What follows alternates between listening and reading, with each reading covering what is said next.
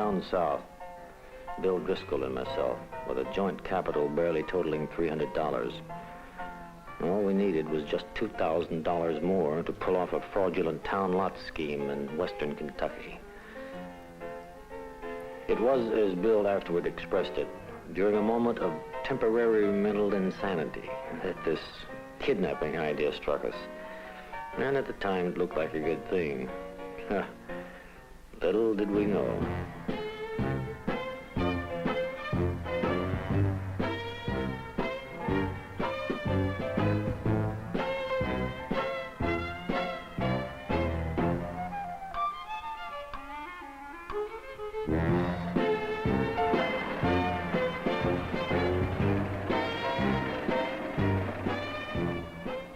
Looks like you gents could use some water. Thank you kindly.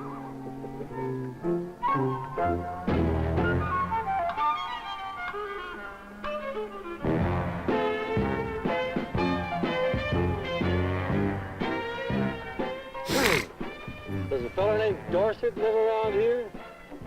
Does a hen lay eggs? Well, has a chicken got teeth? Oh, he's a daddy rabbit around here. He lives in that big house. Listen, is this Dorset the sheriff around here, too? No, the sheriff lives down the road in the next town. Much obliged. Okay.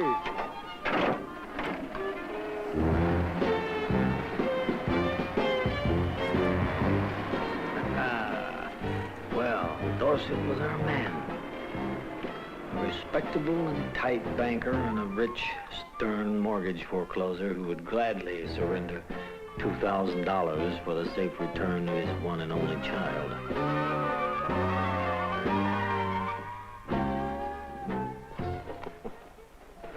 Cute little tyke, ain't it? Be a snap. Let's do it right this time.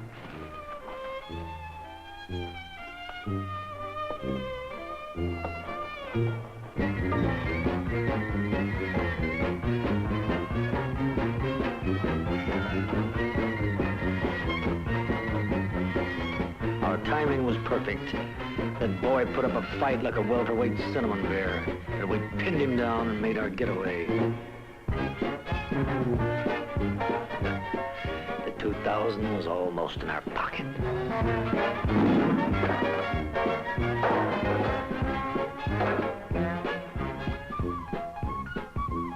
We did it right this time, Sam!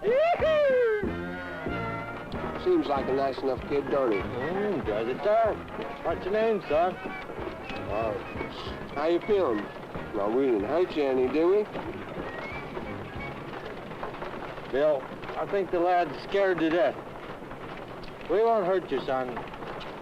No reason to fear from us. Heck, we're just going camping. Go ahead, have a bite. Did it right to the bone. We pitched camp and settled in. We'd found the perfect hideaway. That's an important thing to have.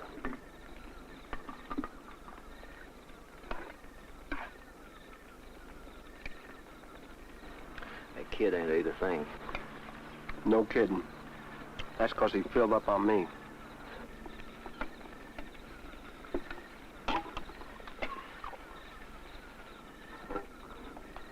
Where you going, Sam? I had to have a few moments to myself. But maybe I shouldn't have taken them. For when I returned, a strange transformation had taken place.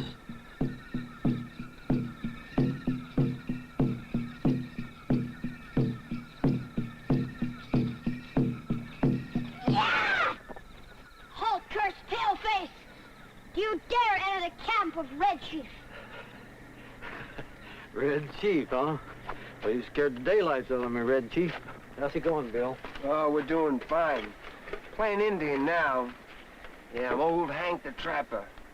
I'm Red Chief's captive, and I'm to be scalped at daybreak. And you are Snake Eye, a spy. When my braves return from the warpath, I shall broil you with the stake at the rise of the sun. Red Chief. Quite an imagination the boy has found those turkey feathers in the woods. Yeah, the kid seemed to be having the time of his life. The fun of camping out made him forget that he was a captive himself. I like this fine. I had a pet possum once. I hate to go to school, don't you? Yeah. Does the trees moving make the wind blow? My mom had 5 puppies. What makes your nose so red, Hank? I don't like girls. My father has lots of money. Well, Red Chief, do you think your father misses you now? No. Well, would you like to go home? What for? I don't have any fun at home. I like staying out here with you guys. You won't take me back home again, Snake Eye, will you? No, not right away. You can stay with us for a little while if you want to. I sure do.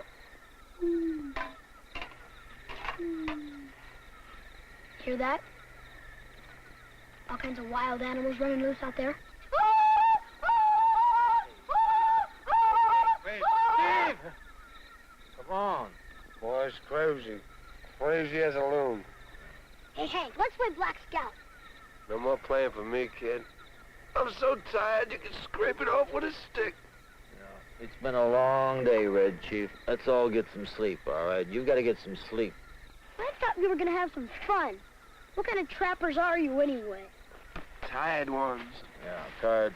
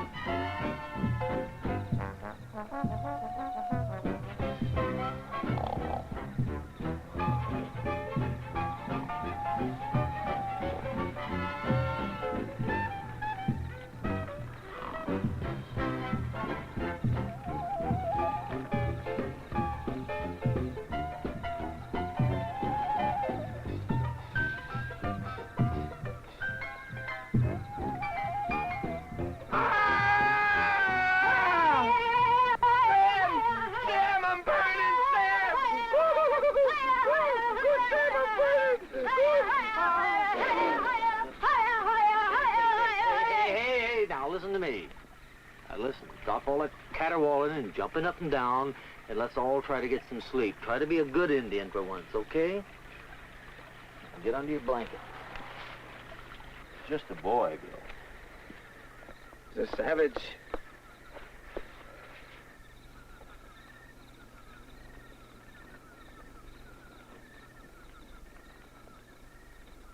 Bill sure was being a sport about the whole thing. But a few hours later, the kid finally got his goat. And that's not all he got.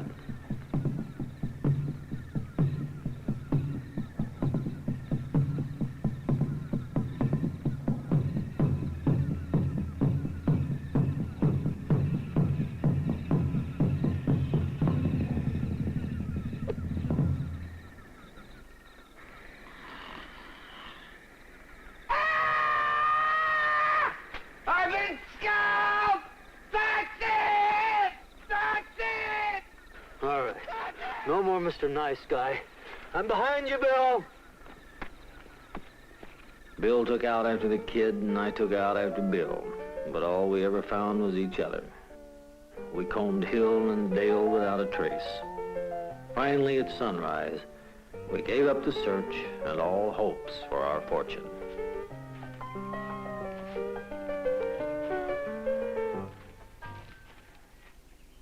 I'll be a son of a gun. Look at that. Figures. Finally wore himself out.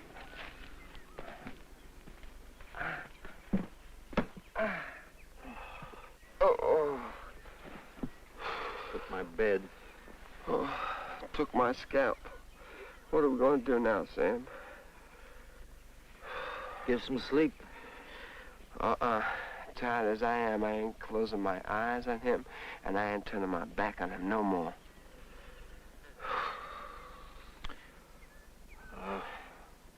tell you what, Bill.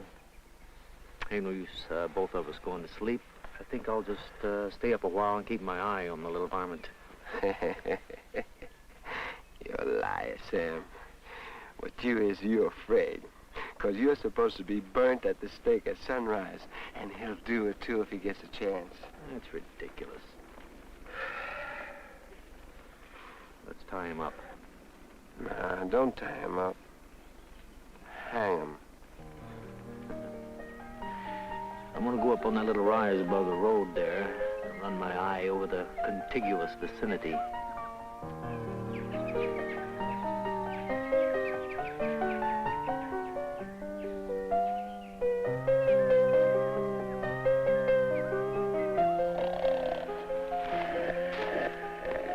I don't understand it. There's not a sign of activity anywhere. Well, maybe they haven't realized that he's gone yet. Or his folks probably figure he's over at Hank Jane's or setting fire to a neighbor's barn. You'll be missed, all right. You can bet your hat on that. If you pay the money as demanded, We set our demands in no uncertain safe terms. and well. $2,000 These terms to be are left at the final. city limits signed before If you midnight. do not accede to them, no further communication will be attempted. Signed, Two Desperate Men. At the time, I could just imagine the Dorsets' reaction.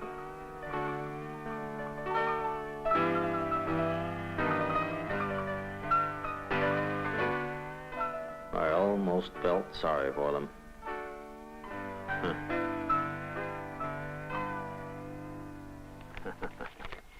Now, I don't want to upset the folks too much, but they've got to understand that we're just not passing through on vacation.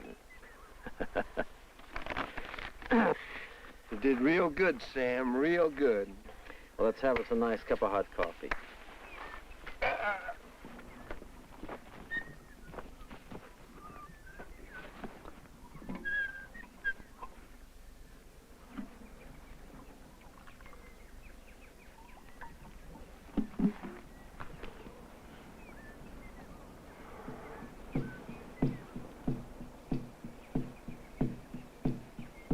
Figures.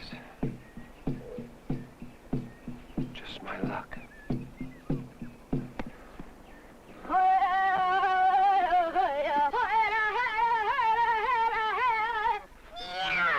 Right, young man, you've gone just a little bit too far this time. Let me go, pale-faced dog. No man has yet struck the red chief. But what he got paid for it. You better beware. You had better behave, young man, or I'm going to send you home right now. Is that what you want? Huh? Oh, are the stars hot? Why is your nose so red, Hank? My father has lots Look of at him. money. Now, you go over there and apologize to old Hank right now. Hey, I didn't mean to hurt you, old Hank. Snake, I promise I'll behave. If you don't take me home, and I get to play Black Scout? Please? Hey. Yoo-hoo! Black Scout. Please, Bill, just play with him the rest of the day. I've got business I got to take care of in town. Sam, don't leave me alone with him. Please, Sam. Look, you're friends now. He's apologized. Everything's all right. He's learned his lesson, okay? Look, I've got a tad more on my mind than worrying about you two, all right? Sam. What? Oh, my God.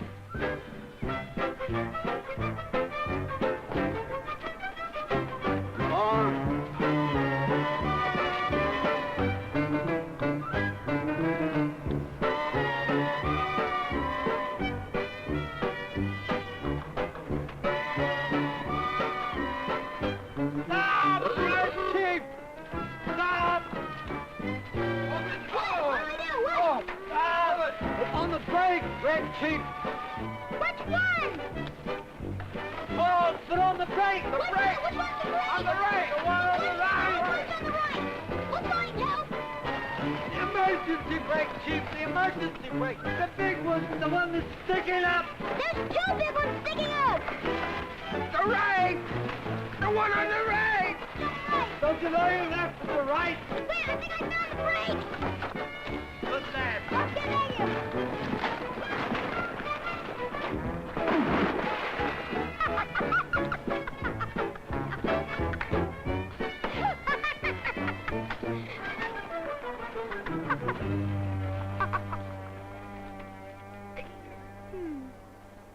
Oh, come on, bring it back. A little bit more. That's right. Come on, back. Back, back. Keep going back. That's right. Turn. Keep going. Okay, whoa. Hold it right there. Chief. Come here. Now listen. Are you listening to me? All right, I've got to go into town, and now I want you and old Bill or old Hank to play Black Scout while I'm gone, like we agreed on, okay? What kind of game is this Black Scout? Oh, it's easy. Get on your hands and knees. What for? So I can ride you to the stockade. Would you loosen up, Bill, and play the game with him? We've got business in town. All right, Sam. How far is it to the stockade? 90 miles. Let's get going. Hey, Sam, hurry back, huh? Giddy up. Come on. Have a good time, lads. Giddy up.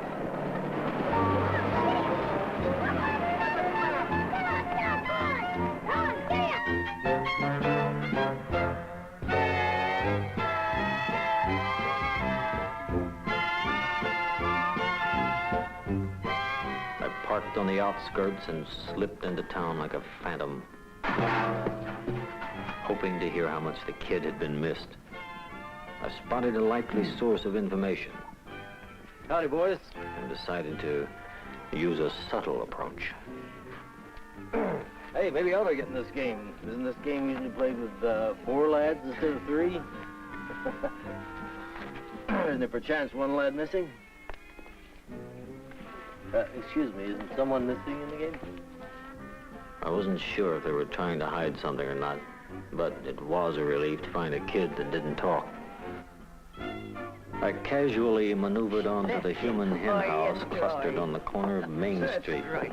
Imagine an 80-year-old whiskerando fooling about with a girl of 40. You know, all she saw was the dollars in his eyeballs. Excuse me, ladies, but I'm a stranger in town, and I was just wondering what all the excitement was about. If you're a stranger here, it wouldn't interest you. The suspense of the impending financial showdown was getting to me. Speed was of the essence. I recruited one of the marble players to deliver the ransom notes and sent the lad on his way. It was only a matter of hours until the big payoff. I couldn't wait to tell Bill that our troubles were over.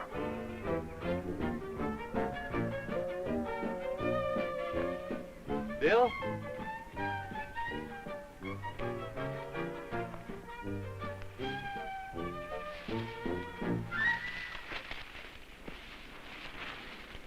Oh, Sam.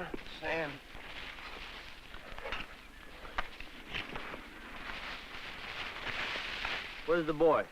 Sam, I suppose you think I'm a renegade, but I just couldn't help it. I'm a grown man with masculine proclivities and habits of self-defense. No one can be subjugated to such supernatural tortures as I've been.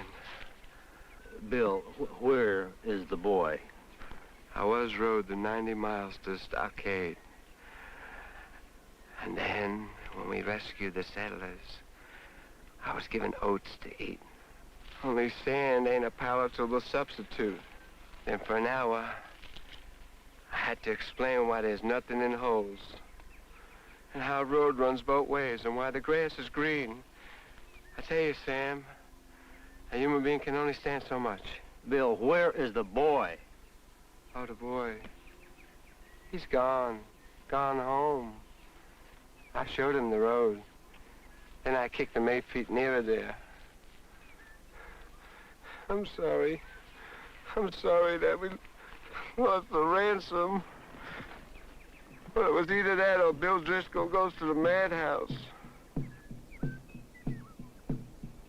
Bill, tell me something. Is there any history of heart disease in your family? No. Only chronic malaria and bad luck. Why?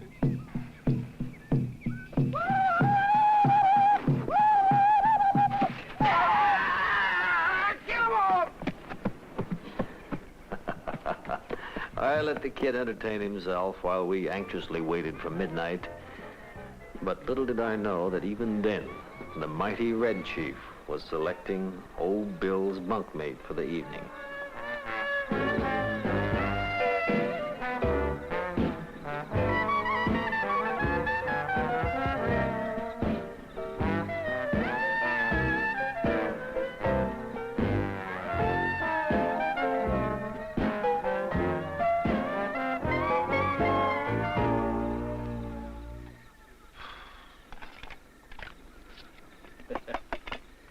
Well, it won't be long now. A few hours, we'll be on our way.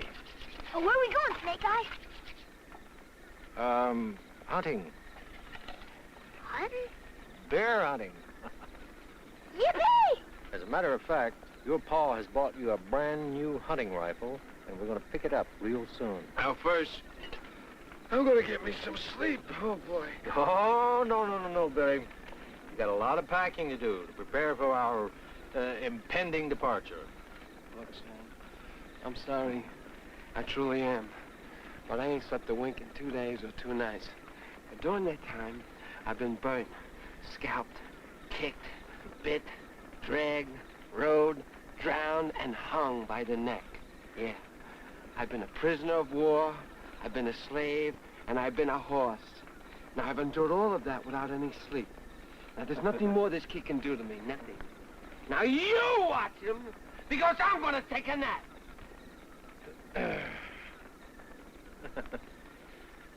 Billy, you're perfectly right. Now, you just lie down there and get some sleep. If I were a general, I would bestow medals upon you. Night, Mr. Bill.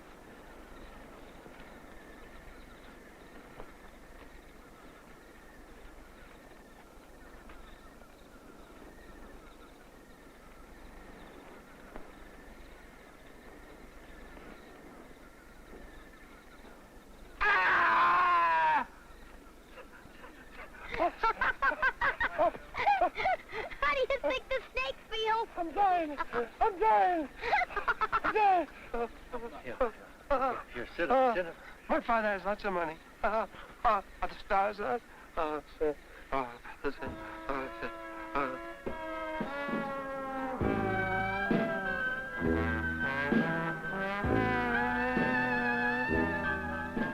Well, that was the straw that broke the camel's back. There was no telling when Bill would go over the edge, if he hadn't already. I'd seen saner people in the loony bin myself.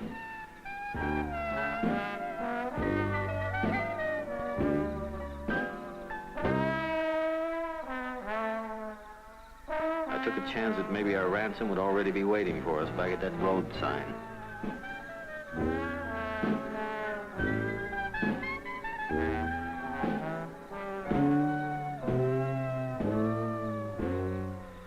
Sure enough, the envelope was waiting.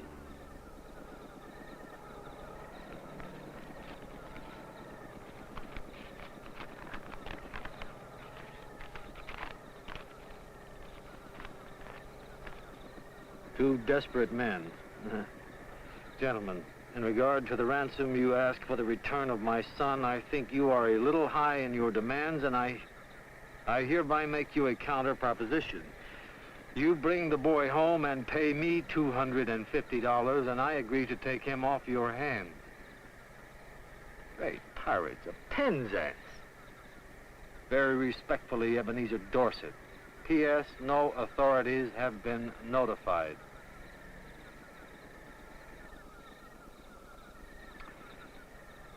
All that impudence.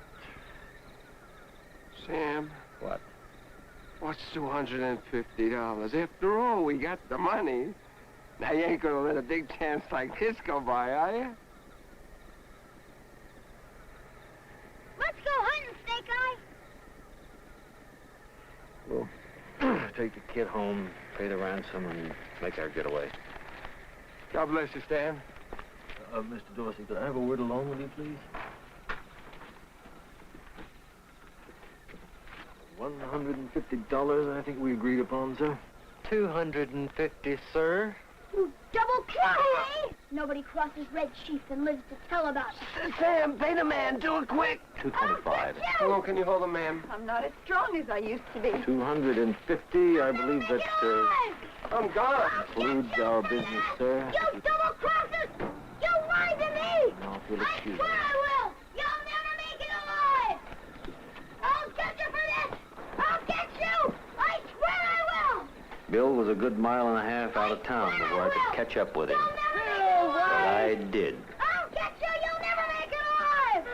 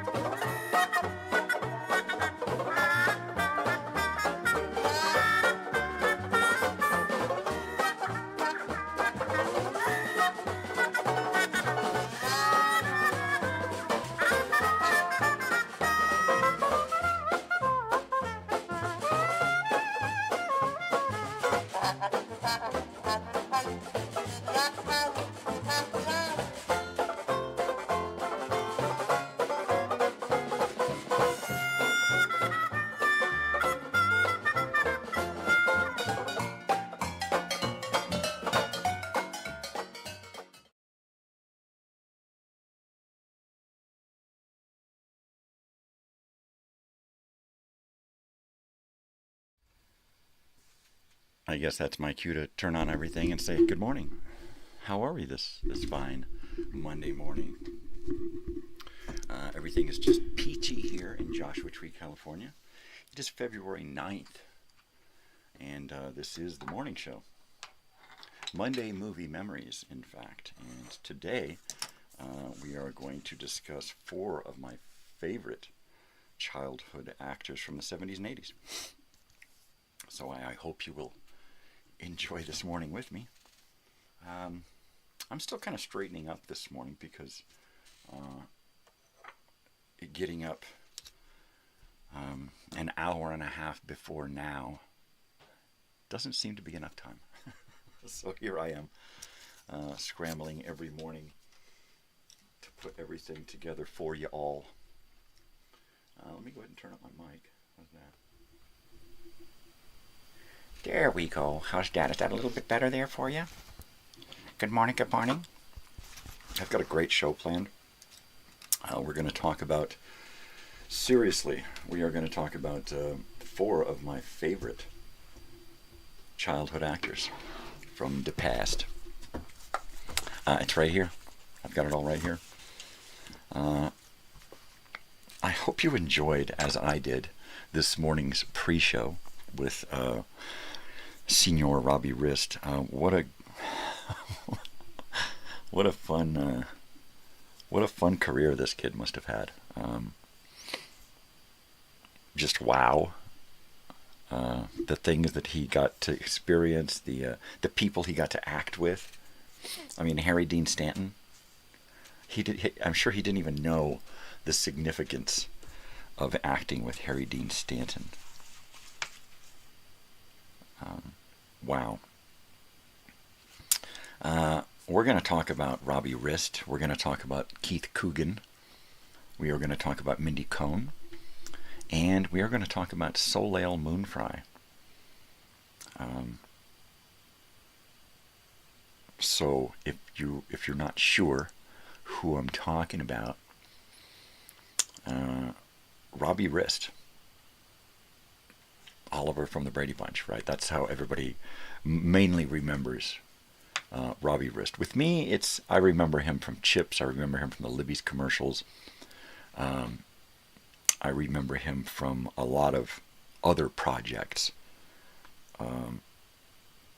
There was one great project that he worked on in the late '80s called Kid Video, where he got to show us his musical talents, which is pretty damn cool. Keith Coogan, kid from the Waltons. He also made 4 appearances on Chips. Most notably, The Adventures in Babysitting. And then later on in the 90s, he really kind of knocked it out of the park with a few other great movies. Of course, there's Mindy Cohn from Facts of Life, Natalie from Facts of Life. She's undoubtedly my favorite character from Facts of Life because she had the biggest character arcs during the show. She went through a lot. Dating, being overweight, having been raped. I mean, she went through a lot on that show. And then she wound up doing voice work, which is where she found her home. One of her favorite voice work characters was done in the early to mid 2000s. 2000 teens, I believe. She took on the character of Velma in Scooby-Doo. And Soleil Moon Frye, of course, she also made it onto Chips and was most notably Punky Brewster, a homeless child who found someone to take care of her. And that was a pretty heavy show for me, being a kind of a scrawny little homeless kid most of my life. Yeah, I had parents, but we were all homeless. So there you go. I've got some, rather than trailer breaks, because we're kind of doing a totally television edition of Monday Movie Memories, rather than bring you trailer breaks, because honestly, our topics for the day, our actors for the day, didn't do a lot of theatrically released films. So we're doing TV stuff today. And what I've got planned for our 3 breaks today are 8 to 10 minute blocks of an episode, and we're going to watch an entire episode in 3 blocks of Kid Video. The first episode of Kid Video starring Robbie Rist. So we're going to watch that.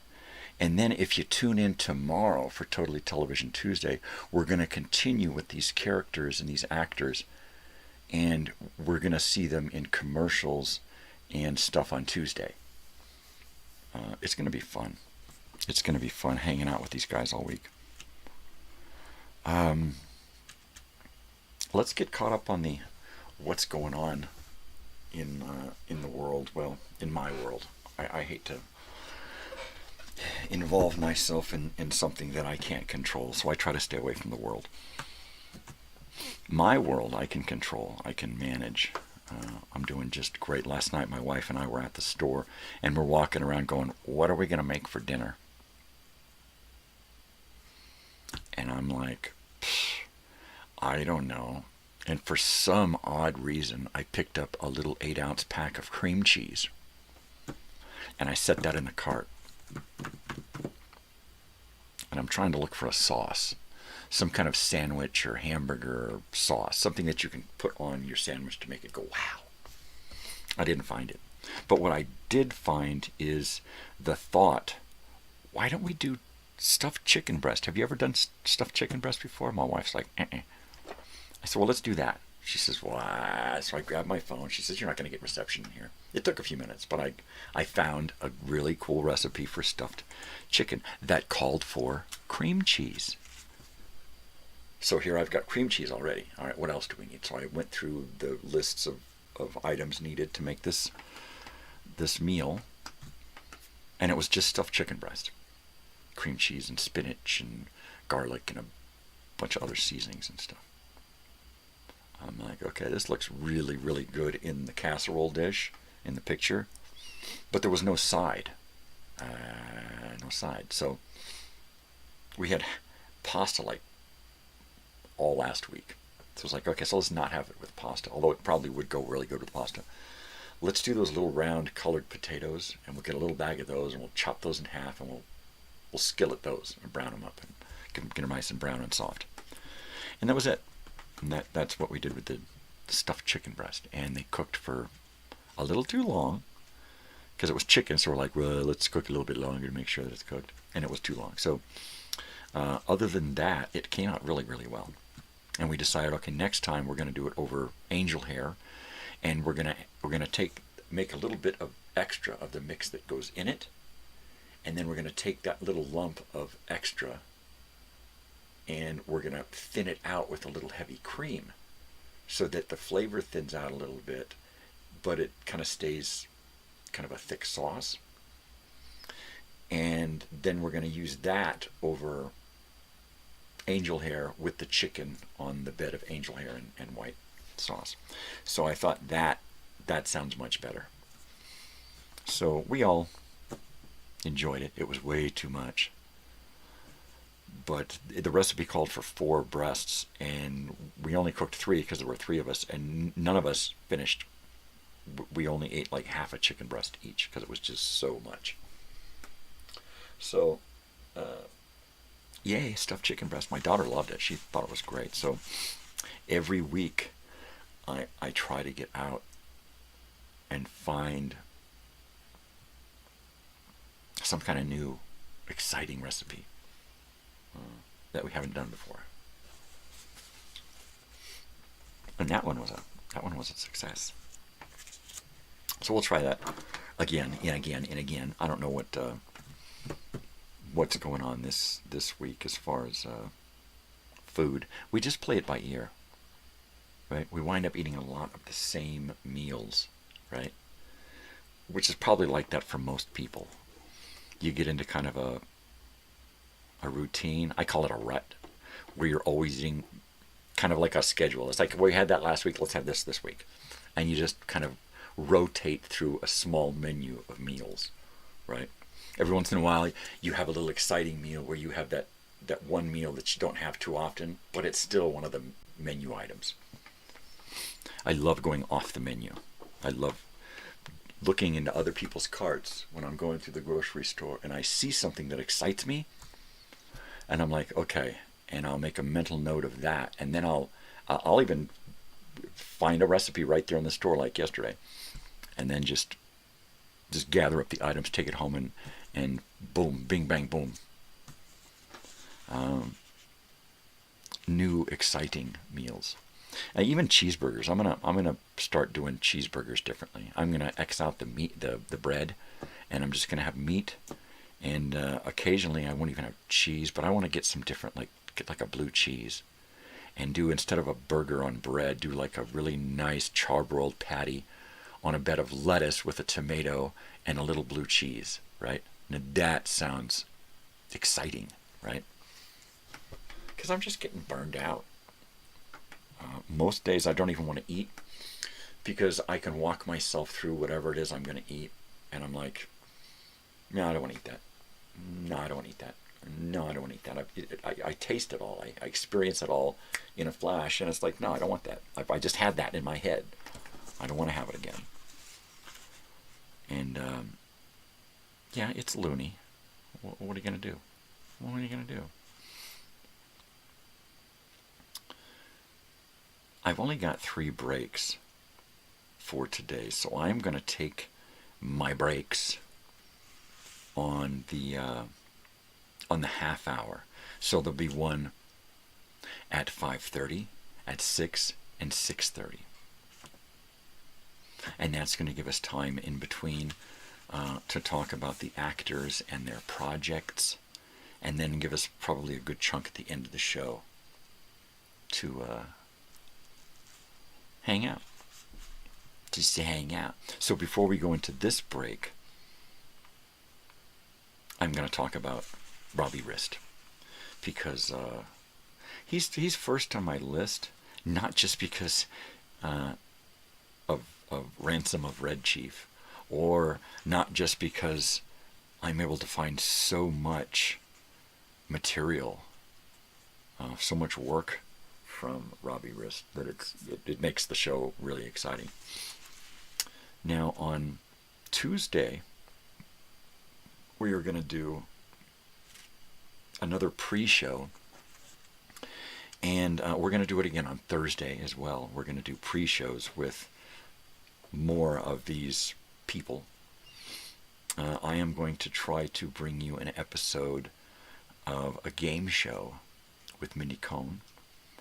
I am going to try to bring you an episode of something with Keith Coogan.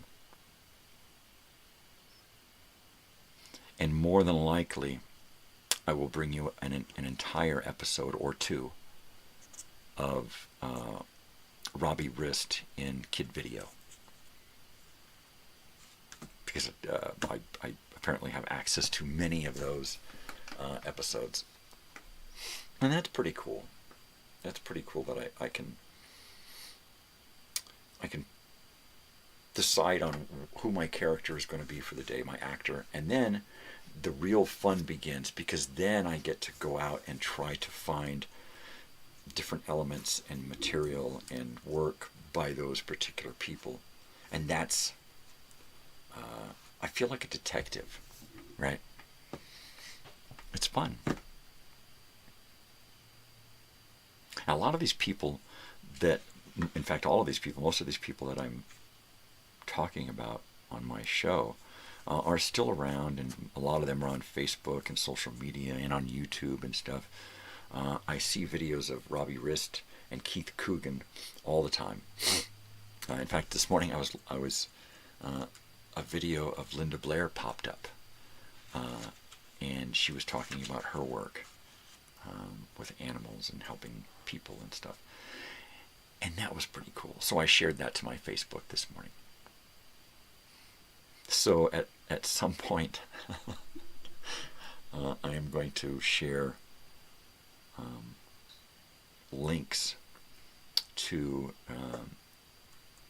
social media for these other people. I'm trying to tie things together. It's hard to do the now and be in the past at the same time. It's just very difficult. But hey, it seems to work out, right? Totally, man. Okay, we got about 15 minutes here, which is probably enough time for us to get through most of Robbie Rist this morning. Because, like I said, I'm real excited about the whole childhood act. In fact, we are probably going to spend all of this season every week discussing childhood actors and young actors of my era, because that's where I made a connection, was to the young people in Hollywood. It wasn't until later that I started to invest myself into the older generations. Because that's where my father was, you know. And I wanted something of my own. And it was the young people. And he would sometimes he'd look at these young people in their movies and stuff, and he'd be like, ugh, give me a break.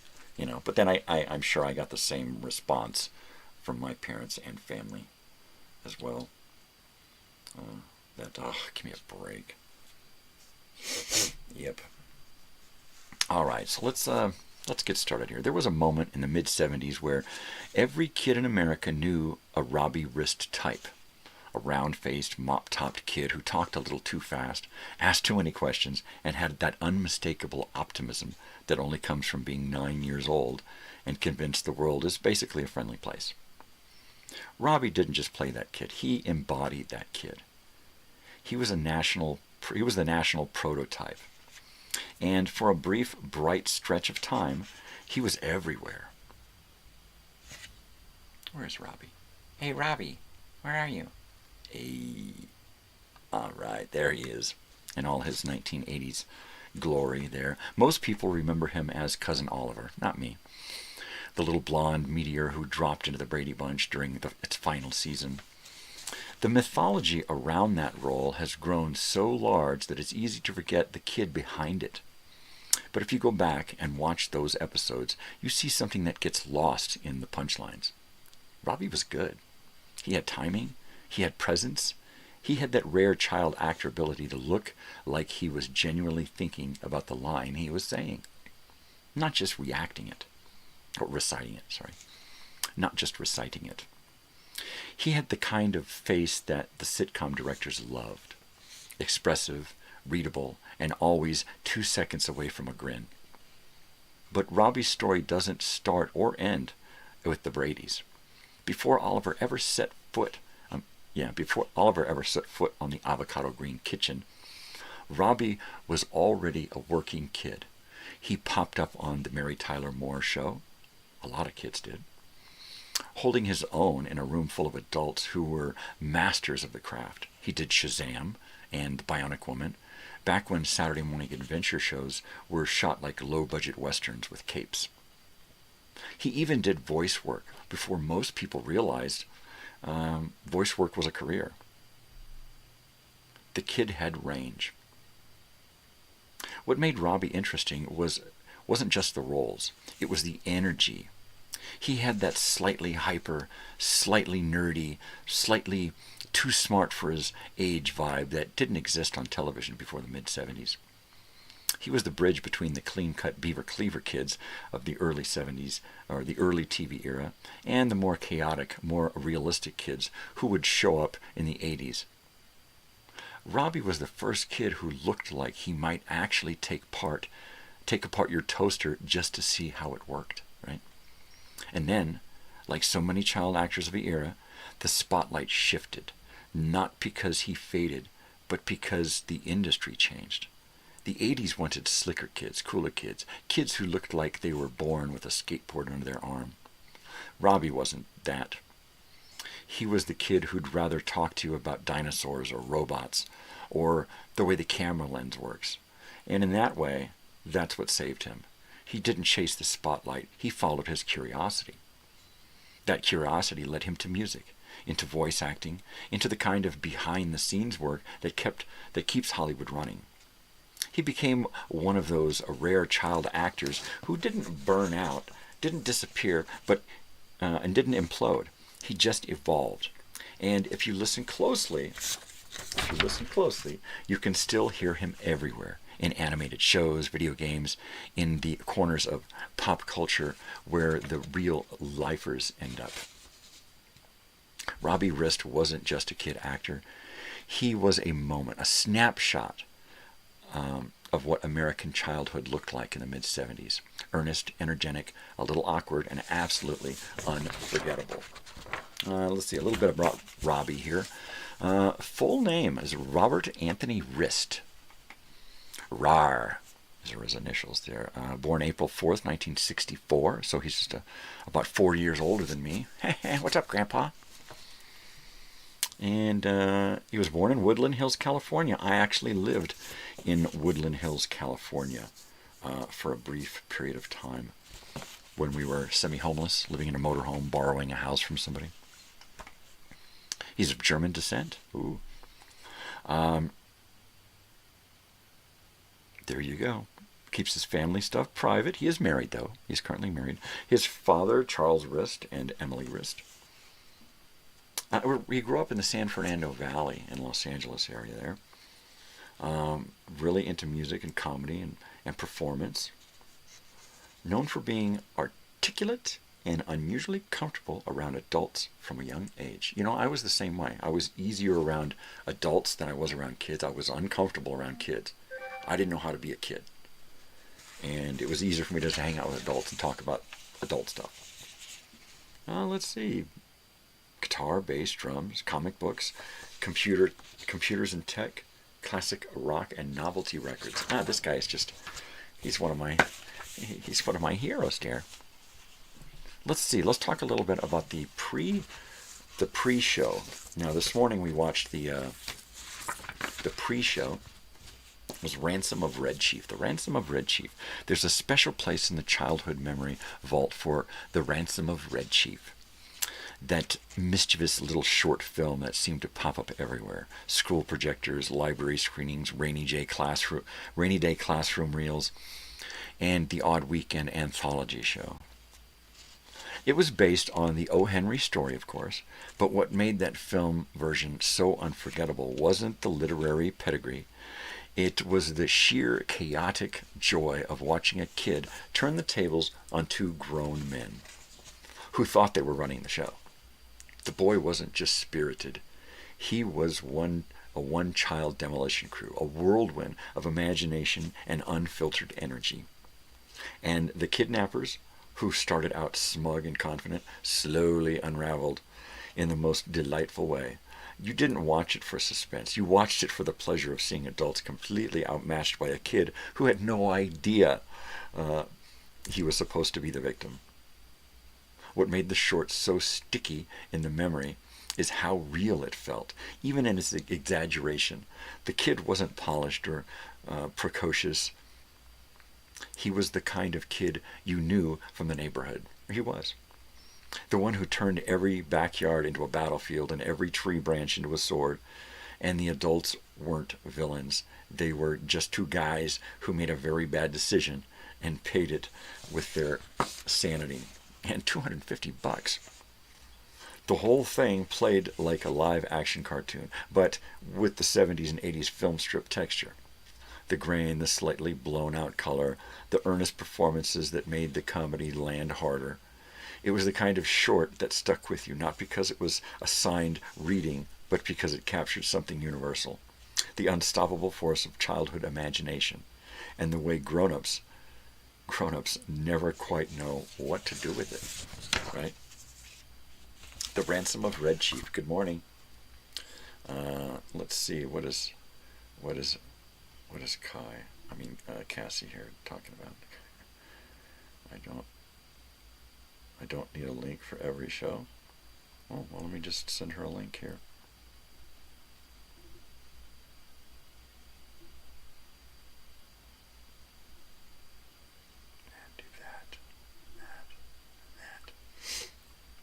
Let's see. I didn't send her a link. I thought she had I thought she was hooked up. So she could just say, hey, what's up? So Robbie Rist did a lot of stuff. Some of my favorite stuff he did were the commercials. He did a lot of commercials. One of the things he really did was Robbie Rist appearances on Chips are one of those little pulp culture surprises you forget about until you stumble across the rerun. And suddenly there he is, that unmistakable face, that quick, bright energy dropped right into the middle of a California highway action show. What made his Chips moments were so memorable wasn't the size of the role, but the contrast. You had Ponch and John, all swagger and sunglasses, cruising the freeways like rock stars with badges. Then you had Robbie, this compact burst of kid logic and enthusiasm who could derail an entire scene just by asking the wrong question at the right time. What's that? He didn't play the cute kid stereotype. He played a real kid, curious and talkative, and just a little too fearless for his own good. What's fun about the Robbie Rist on Chips is how naturally he fit into that world. He was built on a kind of a sun-beached optimism, and Robbie carried that same spirit. He wasn't there to be rescued or deliver a moral. He was there to stir things up, the kind of kid who'd wander into a police situation because he genuinely wanted to help, or because he thought motorcycles were cool, or because he had a theory about how to fix a problem that absolutely no one asked for. Hey, there she is. Hi, Cass. And the thing is, it worked. He gave Chips these little pockets of humor and humanity, the kind of moment that reminded you that beneath the stunts and the sirens, the show was really about community. Robbie Rist didn't just play a guest star. He added texture to the world of Chips, the way a 70s kid actor with a real spark could. Here's a clean, warm Monday memory. All right. Let's see. And so that was Chips. He did a lot of stuff. He did. Sure. He was Oliver on the Brady Bunch, but that was such a small part. That's just because the Brady Bunch was so big. That's what people focus on. Let's see. He also did a show. What do we got here? Yeah. Okay, here's one. Here's one he did. A show on Saturday mornings was called Big John, Little John. It's one of those wonderfully oddball 70s shows that feels like it could only have existed in that era. A live-action sitcom with a premise so simple and so strange that it somehow becomes charming. The story followed a middle-aged school teacher who accidentally drinks from the fountain of fountain of youth, and begins switching back and forth between his adult self and his 12-year-old self at the worst possible moments. It wasn't played as a high fantasy or even sci-fi. It had that gentle, slightly goofy tone that defined so much of Saturday morning live action programming. The humor came from the everyday chaos of a grown man trying to keep his job, his marriage, and his dignity intact while randomly shrinking into a kid with no warning. It was part sitcom, part fable, part what if, daydream. The kind of show that stuck with you in your memory, even if you only saw it once. What made the series, in fact, if you tune in tomorrow, we've got some promos for the show. What made the series work was the chemistry between the two Johns, especially the younger version, played with the wide-eyed sincerity by Robbie Rist. He wasn't doing an impression of the adult actor. He was playing the emotional truth of a man trapped in a kid's body, frustrated, impulsive, and occasionally delighted by the freedom of youth.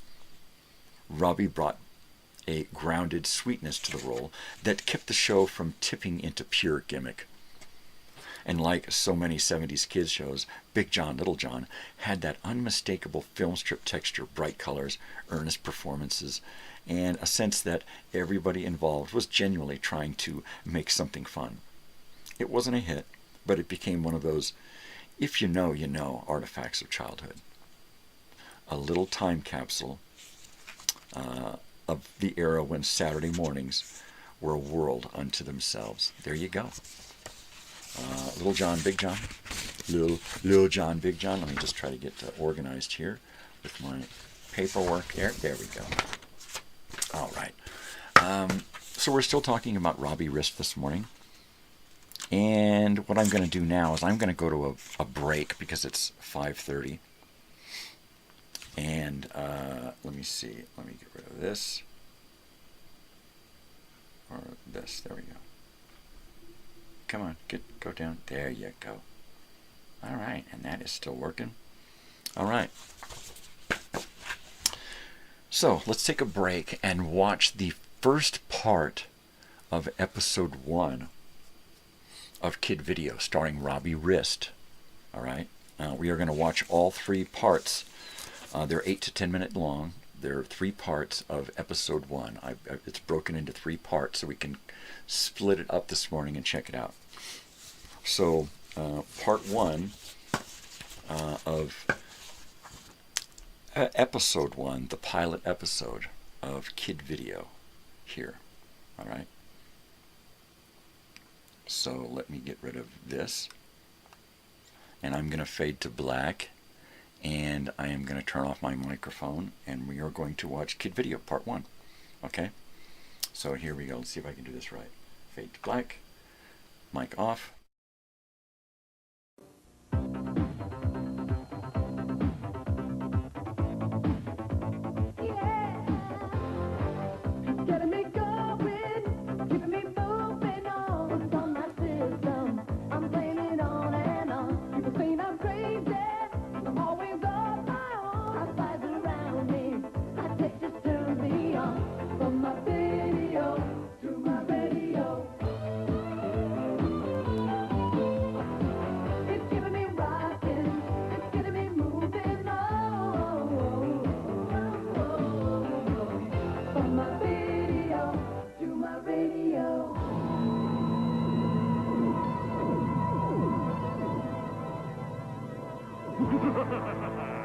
I'm taking you to the flip side.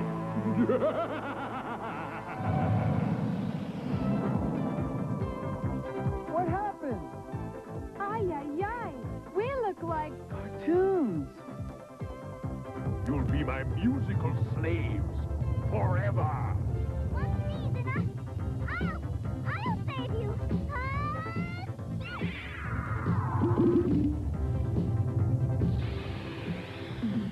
What's going on here? I'll explain later. Let's go.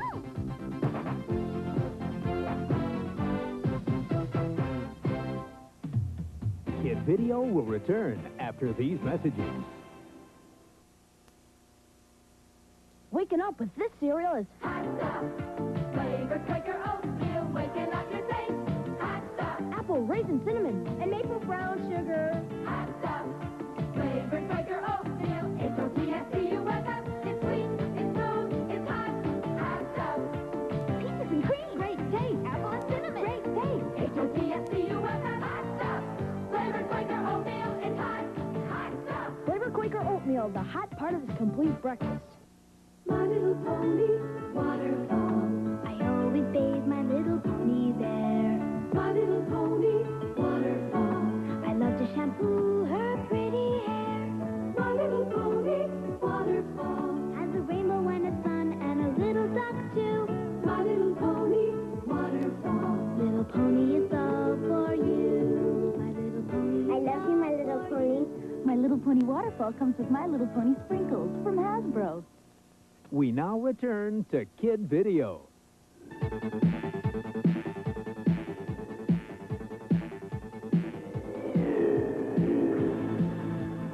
You're going to love Neon City. Neon City? What are we going to Neon City for? I thought we were going home. But Wiz, look out the window. This flip side is fantastic. Isn't it, kid? Yeah, not bad. Wow, look at that. That's Music Mountain. I can't believe it. Well, the flip side's neat, all right. But I'd still rather go home. Wouldn't you, Ash? We can go home anytime. Going to Neon City sounds like fun.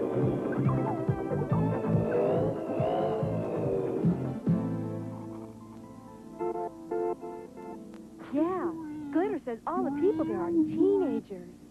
And they have good music, just like we do.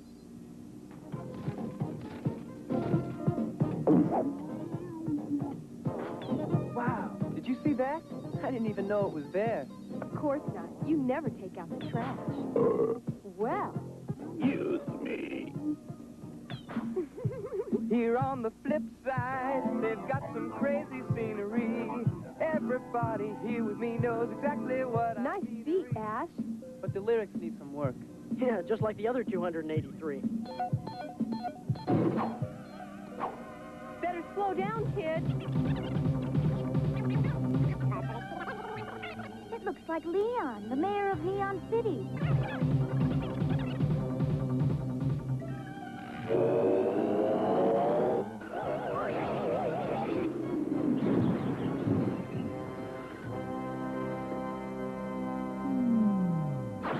Great driving, kid. Thanks. I guess I'm just a natural. Oh, yeah? This kidmobile's too heavy for us to turn over. Now we'll never get home.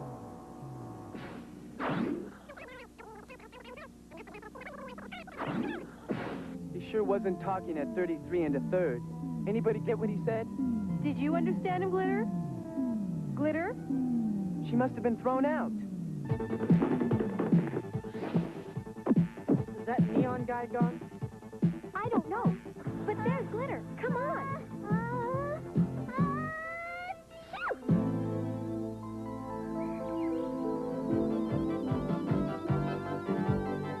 Glitter seems different.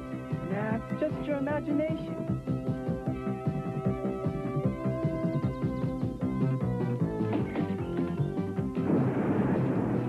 Just my imagination, huh?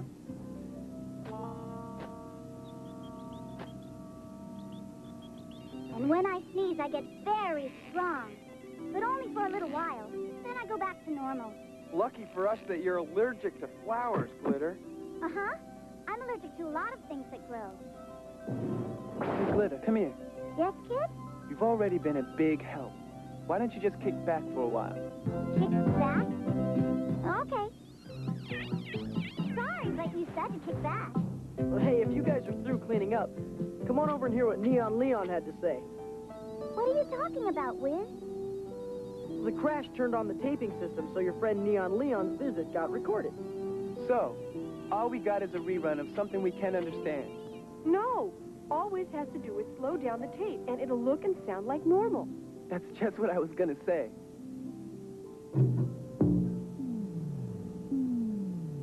Hey, look at him. I thought you said all those neon folks are teenagers, Glitter. They are. Or at least they were. I'm glad you're all right. I didn't mean to make you crash, but I was trying to find help. The Master Blaster has speeded up everything in Neon City. All our people are getting older and older. Oh, dear. He did it because we can't stand the copycats and won't go to their awful concerts. Poor people. I must get back to my people now, but please, help us before we get so old that we burn out. We've got to help them. We will. Neon City, here we come.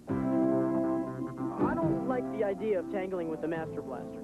Relax, Wiz. That creep is probably long gone by now. I wouldn't bet on that, Ash. Master Blaster's fortress.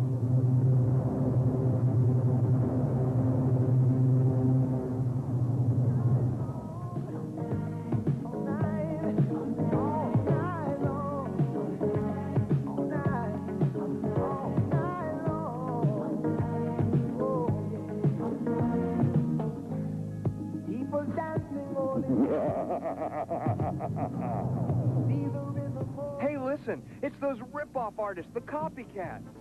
Yeah, they can't play anything unless the Master Blaster kidnaps a hot rock act and plugs them into it. Then he must have Lionel Richie. And there's no one to save him but us. But we can't. We have to help my friends in Neon City.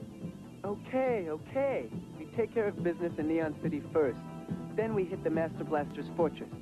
Oh, man. What if we get speeded up, too? We're not from the flip side. We don't know that it will affect us. And we don't know that it won't.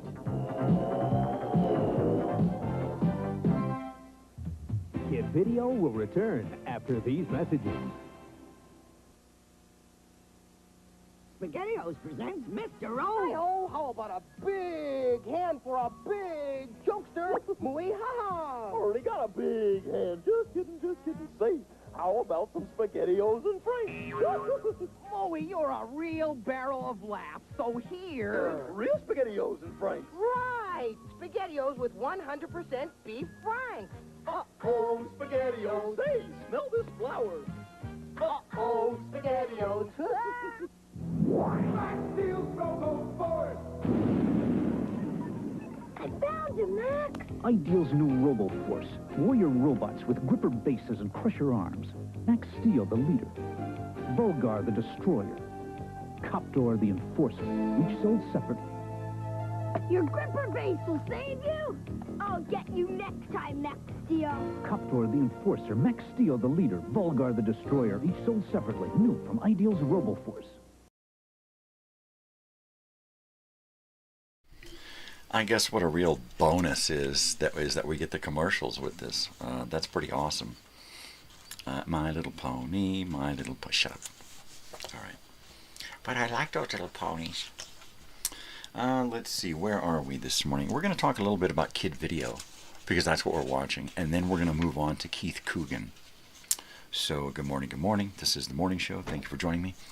And when Kid Video hit Saturday mornings in 1984, it felt like someone had taken the neon-soaked energy of MTV, the Saturday morning cartoon formula, and the early 80s obsession with synth pop, and threw it all into a blender.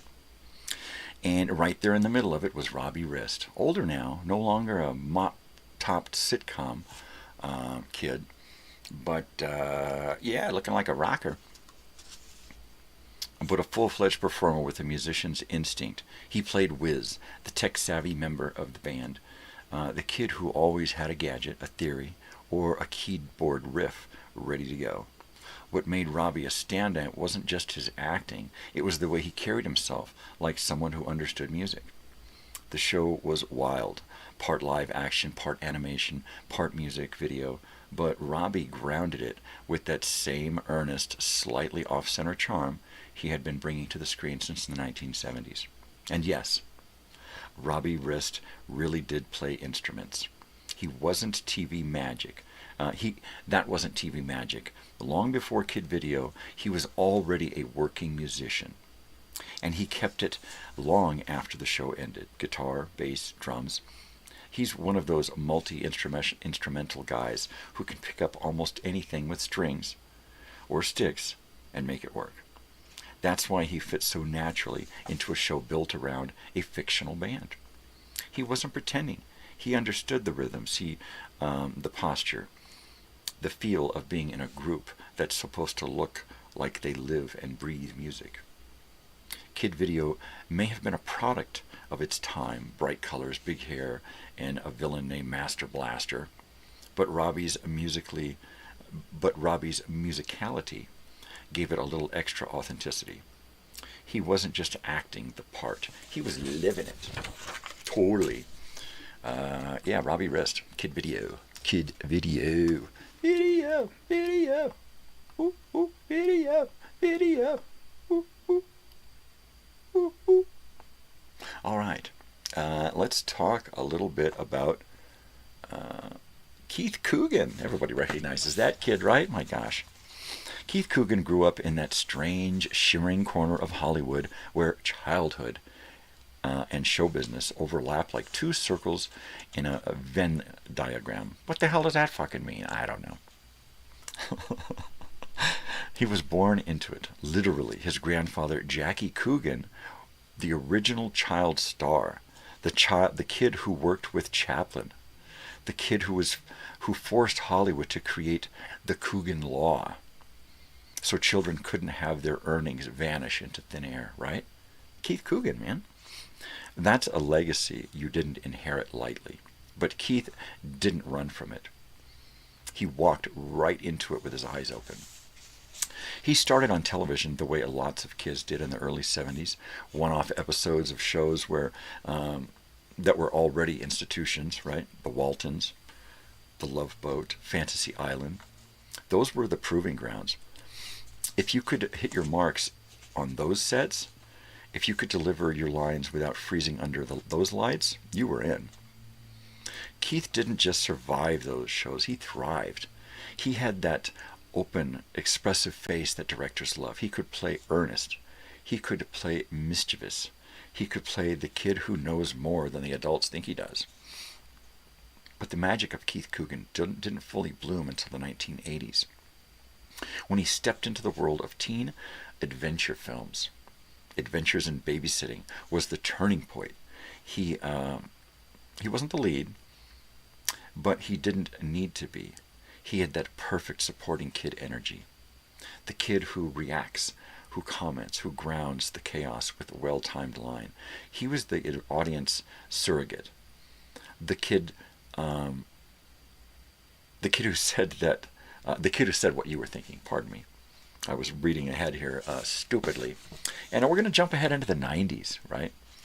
Then came Don't Tell Mom the Babysitter's Dead, a movie that shouldn't have worked, but absolutely did. Keith played the slacker brother with such sincerity that he became the emotional anchor of the whole thing. He wasn't trying to be cool. He wasn't trying to be edgy. He was just being real. And in the early 90s, when teen movies were starting to drift toward irony, that sincerity stood out. What makes Keith Coogan fascinating is that he never tried to outrun his past. He embraced it. He honored his grandfather's legacy without being trapped by it. He became a working actor, the kind who shows up, does the job, and leaves the set better than he found it. And he grew into adulthood with a kind of grounded humanity that's rare in this business. Keith Coogan is one of the actors who reminds you that Hollywood isn't about fame. It's about craft. It's about showing up. It's about carrying the torch from one generation to the next and keeping the flame alive. Keith Coogan, full name Keith Eric Mitchell Coogan, or Mitchell, later legally changed to Coogan because he's a Mitchell, but his mother's a Coogan. So he changed it because of his grandfather.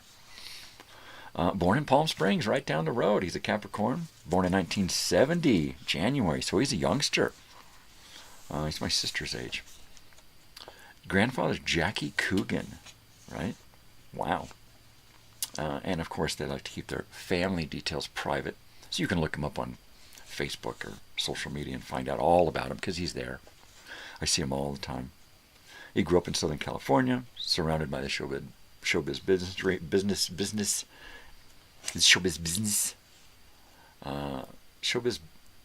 history. He's surrounded by it because of his family's legacy. So let's see. Plays the music and guitar, skateboarding, photography, and he's really into classic Hollywood history. That's cool. When I first remember seeing him was, of course, probably in commercials. But then his early work on the Waltons is one of those small but meaningful threads woven into the fabric of a show that already felt like a national comfort blanket. When he appeared on The Mountain, he didn't come in with the flash or precociousness that some child actors leaned on. Instead, he brought a quiet, lived-in sincerity, the kind of presence that fit naturally into the show's rhythm. The rhythm of porch-light wisdom and hand-me-down storytelling. The Waltons was a world built on gentle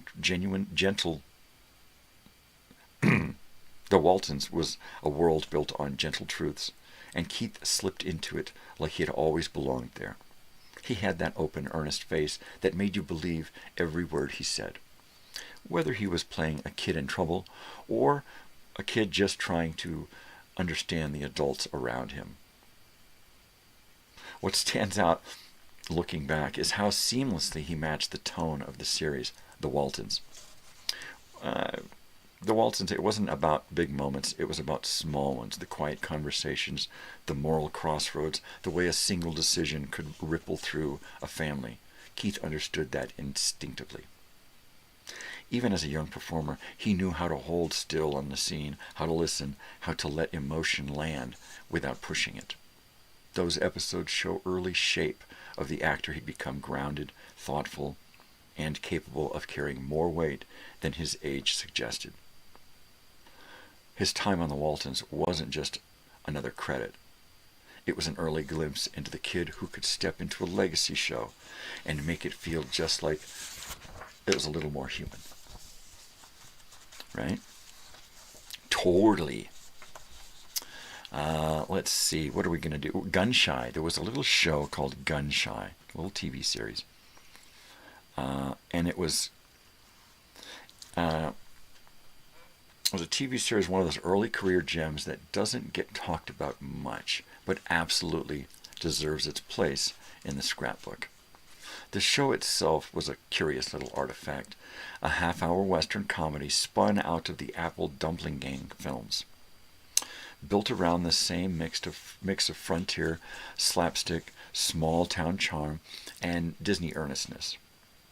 Keith stepped into the role of Clovis, one of the children at the heart of the story, and he played the part with that unmistakable Coogan sincerity. Even at that age, he had a way of grounding the comedy with real emotional beats. The wide-eyed wonder, the stubborn streak, the sense that this kid genuinely believed the world was bigger and more exciting than the adults around him realized. In a show full of pratfalls and dusty gags, Keith gave that a little heartbeat. What's striking, looking back, is how naturally he fit into the Disney live-action world. Gun Shy had that early 80s Sunday night texture, bright, gentle, and just a little old-fashioned, and Keith moved through it like he'd been born on a backlot. He wasn't playing a caricature. He was playing a kid who felt real inside of a storybook setting. His Clovis had curiosity, humor, and that emotional intelligence that would later define his teen-era performances. Even though the series only lasted a handful of episodes, it's a perfect snapshot of Keith Coogan in his early prime, a young actor who could step into a legacy property and carry his weight of the story, and then make it feel like home. Keith Coogan. What a cookie kid. Another one who made it to Chips. Keith Coogan's early appearances on Chips are one of those little treasures tucked into the show's long run.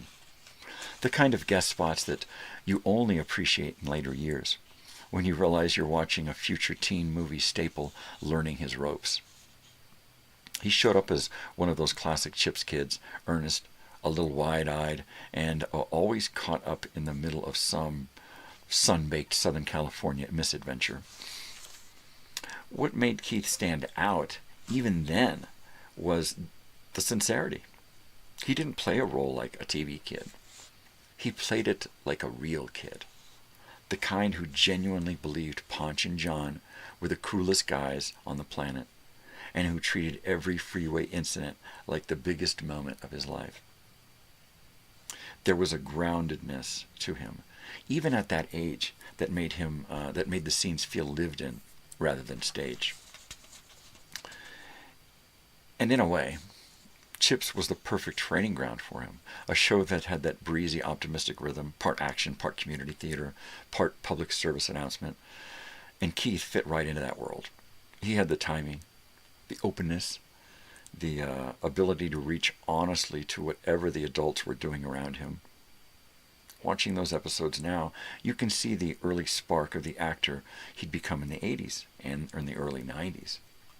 The kid who could carry a scene without pushing, who could make you root for him without asking for it. His Chips work is a snapshot of a young performer finding his footing long before Adventures in Babysitting or Don't Tell Mom the Babysitter's Dead turned him into a familiar face for a whole generation. Keith Coogan, the kooky Coogan kid. Yeah, what a smile. He had a great voice, too. He was always, he had a way of talking to you and making you feel at ease when he was just young. He was a teen kid. And he could talk to you rationally and sensibly, right? His work in the ABC after-school specials is one of those quietly important chapters of his early career. The kind of roles that didn't make him a household name, but absolutely shaped him as a performer. The after-school specials were a rite of passage for young actors in the 70s and early 80s, a place where the industry asked kids to carry the stories with real emotional weight. Keith stepped into those scripts with a sincerity that set him apart. He wasn't playing issues.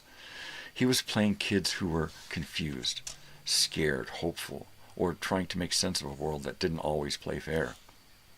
He had that grounded, open-hearted quality that made the audience lean in, the sense that he wasn't performing the lesson so much as living it. What made Keith so effective in those specials was his ability to hold still in a moment, to let the emotion breathe without pushing it. Just a little pause there. He did have a sense of timing where he could just let something kind of build emotionally in himself and on his face in a scene. The after-school specials weren't flashy. They were intimate. They asked young actors to be vulnerable in a way sitcoms and adventure shows didn't. Keith rose to the challenge with a maturity beyond his years. Whether he was navigating friendship, family tension, or the moral crossroads that define the format, he brought a quiet truthfulness that made stories resonate. Watching him in those episodes now, you can see the early shape of the actor he'd become: thoughtful, emotionally present, and capable of carrying more weight than the average teen role demanded. And the movie that kind of chucked him up into the spotlight. By the time Adventures in Babysitting hit theaters in 1987, Keith Coogan had already built a solid resume of TV work. Guest spots, Disney projects, after-school specials, the whole early career ladder. But this movie was different. This was the moment he stepped out of the TV rotation and into the neon glow of the 80s films. As Brad Anderson, the lovelorn, slightly awkward kid tagging along on the wildest night of his life, Keith brought a grounded sweetness that balanced the film's chaos. He wasn't trying to be a cool kid. He was the kid who wanted to be cool. He wanted to impress the babysitter, who wanted to be brave even when he was terrified. And that honesty made him instantly reliable, instantly relatable. My eyes. In a movie full of big set pieces, subway gangs, blues clubs, skyscraper rescues, Keith was the emotional anchor again. The kid who reminded you that what it felt like to be 13 and in way over your head. And this is the point where his career pivoted. Adventures in Babysitting wasn't just another credit. It was the project that nudged him out of the working TV kid category and into the orbit of teen-era feature films. After this, the roles got bigger, the scripts got edgier, and the projects leaned more toward the theatrical side of the industry. You can see it in the confidence of his performance, the timing, the vulnerability, the way he could land a joke without undercutting the heart of the scene. This was Keith Coogan stepping into the next phase of his career. Not as a guest star or supporting player on a weekly show, but as a young actor who could hold his own on the big screen. Adventures in Babysitting didn't just showcase him, it opened the door to the movie-driven chapter that defined the next stretch of his career. And let's watch part 2 of part 2 of Kid Video. All right, so we're going to do that, and when we get back, we are going to talk about one of my favorite young female actors of the day, Mindy Cohn. All right, so fade to black, mic off.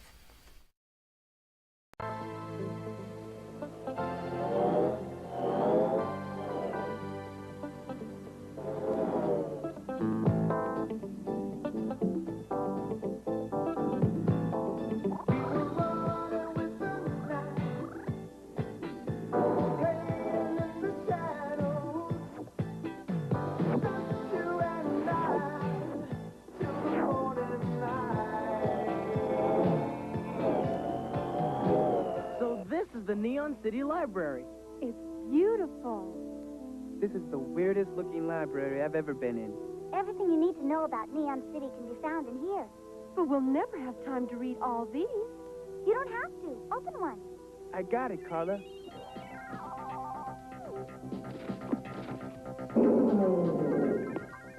Interesting.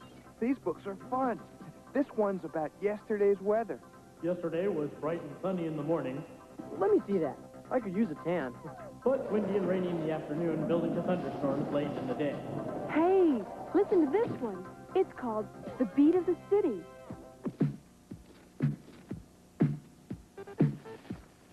Oh no, we're gonna rock down to Electric Avenue, and then the stage is higher. Oh, we're gonna rock down to Electric Avenue, and then the stage is higher. Maybe that's it. Electric Avenue isn't far from here. But what's it got to do with everything moving so fast? Maybe we'll find out when we get there. Come on.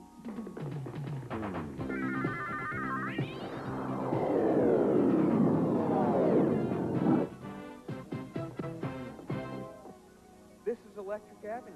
What now? Look, a talking poster.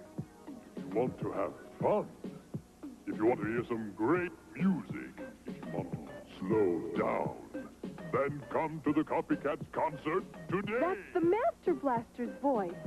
But if you don't, you'll go faster and faster until you burn out. So once they go to the concert, everything will be fine. Let's go home. That's what the Master Blaster wants everybody to think. But you know he always has something else up his sleeve. Yeah, and the second part of that song said to take it higher, whatever that means. Higher. Look. That clock. Maybe it has something to do with it. There's one way to find out. Come on. This box isn't neon. It doesn't belong here. Take a look at it, Wiz. The Master Blaster controls this box from his fortress, and the box controls the clock. And the clocks must control the speed of the whole city. Glitter, you stay here with Wiz in case he needs any help with that thing. We'll be back. Be back? You're leaving me here? Unless you want to come with us to the Master Blaster's fortress. Oh, I'd sure like to, but I'd better stick with this.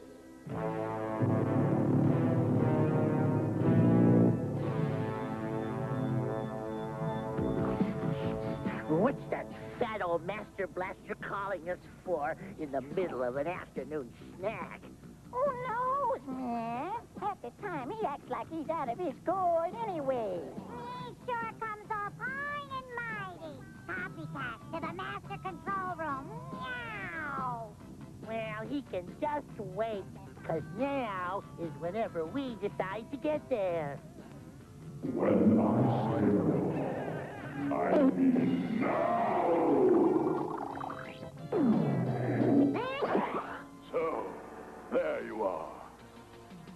Your wish is our command. Your Master Blaster. 3 of that meddling kid video group are paying us a visit.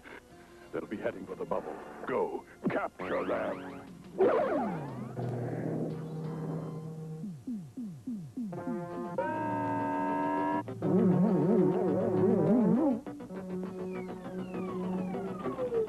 Great, we're in luck. Or whatever.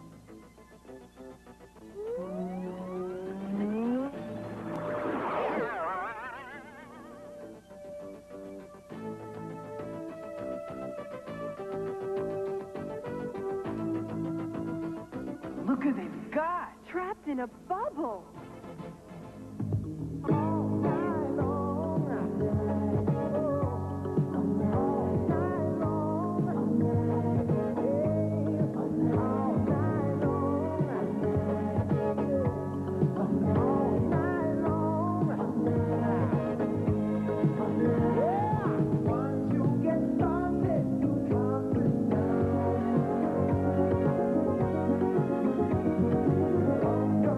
Fun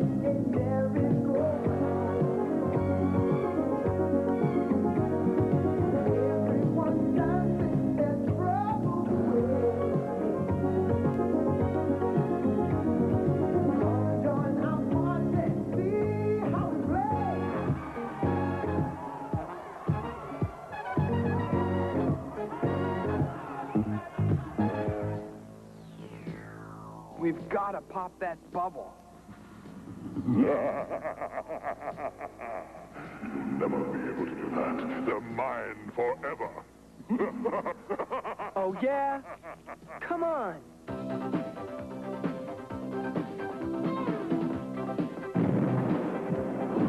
This may be tougher than I thought. A lot tougher. I hope Wiz is doing better than we are.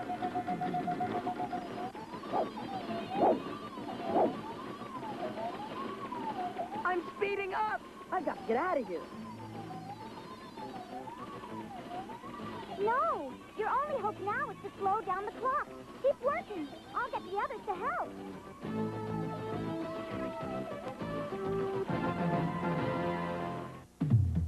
Kid Video will return after these messages. Here comes the stork with baby spanking new. Strawberry shortcake and one dressed in blue. Little berry babies ever see such cuties? They drink from a bottle and wet their panties. Strawberry shortcake want more? Mommy asked to test it. Blueberry muffin, you wet your panties. Berry babies each sold separately. Grandma want to babysit? For these sweeties, anytime. New berry baby strawberry shortcake and blueberry muffin come with baby bottles, each sold separately from Kenner. Inside the city of Toothopolis, Our powerful secret weapon, Advanced Formula Crest Gel, is ready. and just in time as... Cavity creeps attacking! Pull out the crest key! Who's in teeth? Crest gel, crest gel. Crest gel with fluorostat ready, sir! Fire away! Repelled by Crest Gel. Yeah! Watch sweet See your dentist. and fight the cavity creeps with our great-tasting secret weapon. Advanced Formula Crest Gel. It's bloodsuckers. They're rated PG. Pretty gross. Bloodsuckers are scary fun pets. Hold it up. It looks amazingly like it's sucking blood. Point it down and the blood disappears as you write. Bloodsucker pins are a scream. Ew, it looks so real. They even make homework fun. What? There are 4 bloodsuckers to choose from, each sold separately, new from Marchand. Inside Toothopolis. Everyone you meet, they're jamming in the streets all night long. I'm in. You know what's really cool on this totally television edition of Monday Movie Memories is that I'm able to use this kid video stuff, even with all that copyrighted music going on in there.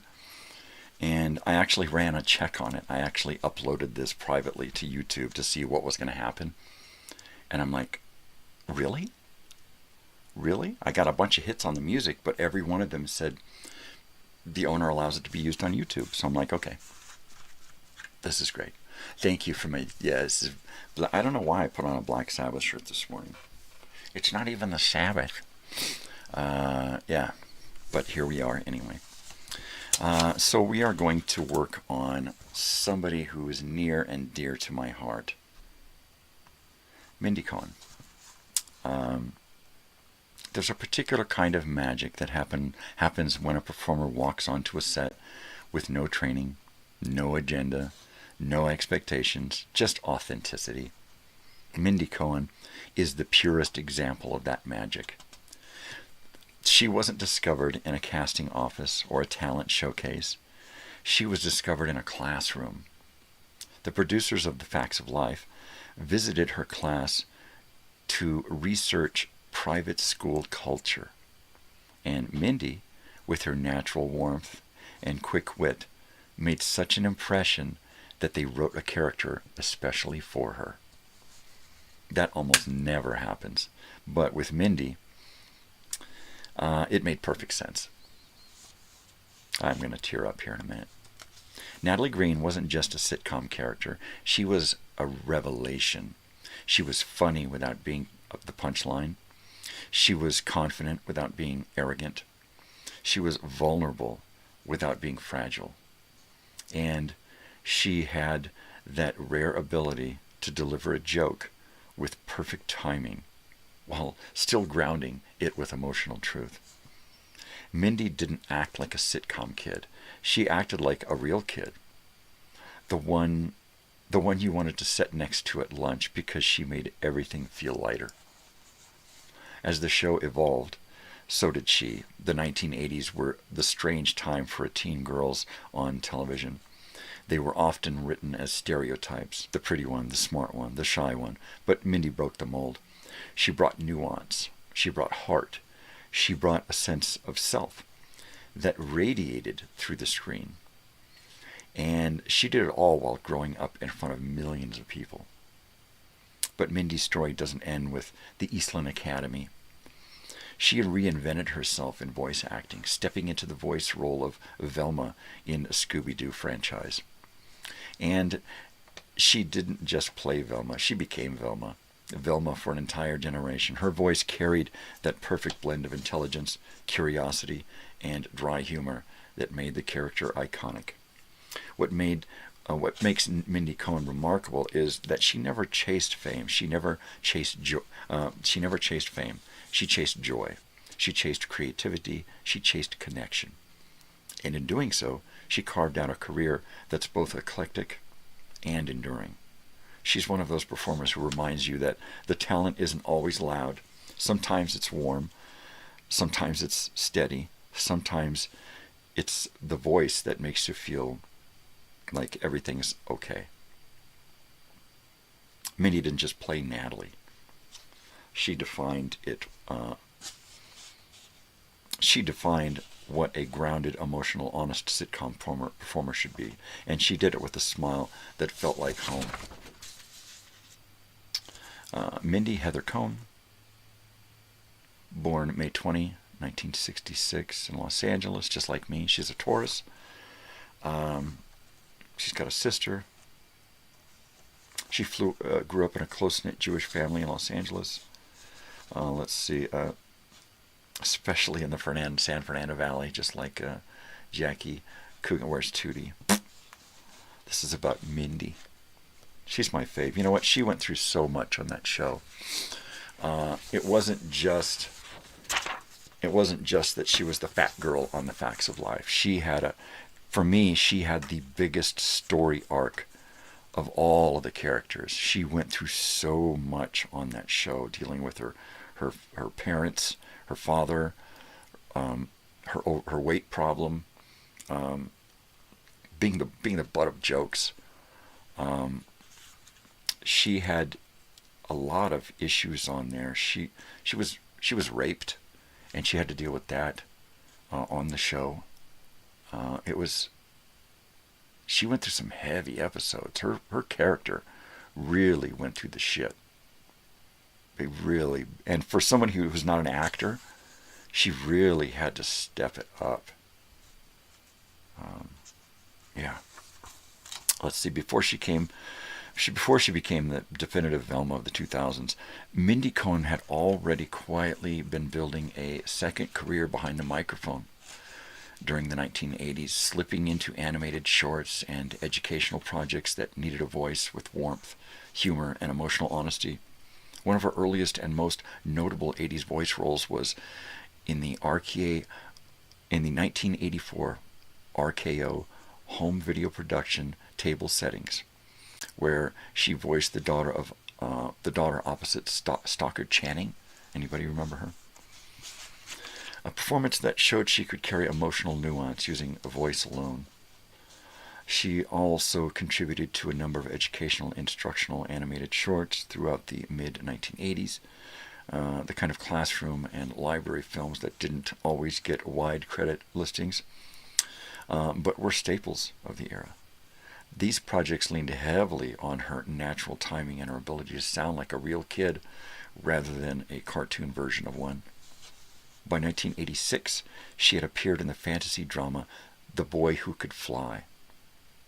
And while that was an on-camera role, it marked the same period when she was increasingly being tapped for voiceover work, especially narration, character voices for school-marked films, and PSA-style shorts that needed sincerity without sentimentality. Casting directors loved her because she could deliver humor with a wink, empathy without melodrama, and clarity without sounding forced. Her 80s voice work wasn't splashy or high profile, but it laid the foundation for everything that came later. You can hear the beginnings of the performer who would eventually redefine Velma. The grounded delivery, the emotional intelligence, the ability to make even a single line feel lived in. In a decade full of neon bright colors, Mindy Cohn brought something rare. Heart. Mindy Cohn, she's just awesome stuff. Awesome sauce. We are going to talk a little bit about Soleil Moon Frye, Punky Brewster, and then we are going to move on to our last portion of Kid Video this morning. And then we're just going to hang out. All right?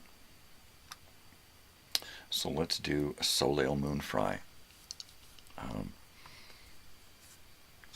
There are child stars, and then there are cultural events. Soleil Moon Frye was the latter. When Punky Brewster hit the airwaves in 1984, it wasn't just another sitcom, it was a phenomenon. And at the center of it was a tiny, energetic kid with mismatched shoes, pigtails that defied gravity, and a personality big enough to fill an entire NBC lineup. Punky wasn't written as a symbol. She became one of them, one because Soleil played her with such raw, unfiltered sincerity. She wasn't precocious in the Hollywood sense. She was precocious in the real sense. The sense that comes from a kid who knows, a kid who's had to figure out the world faster than the world figured out her. Soleil brought that to the screen in a way that felt lived in, not performed. Pardon me while I drink some water. Yes, I have dry mouth again this morning. I wonder why. Shut up. I'll give you a tootie.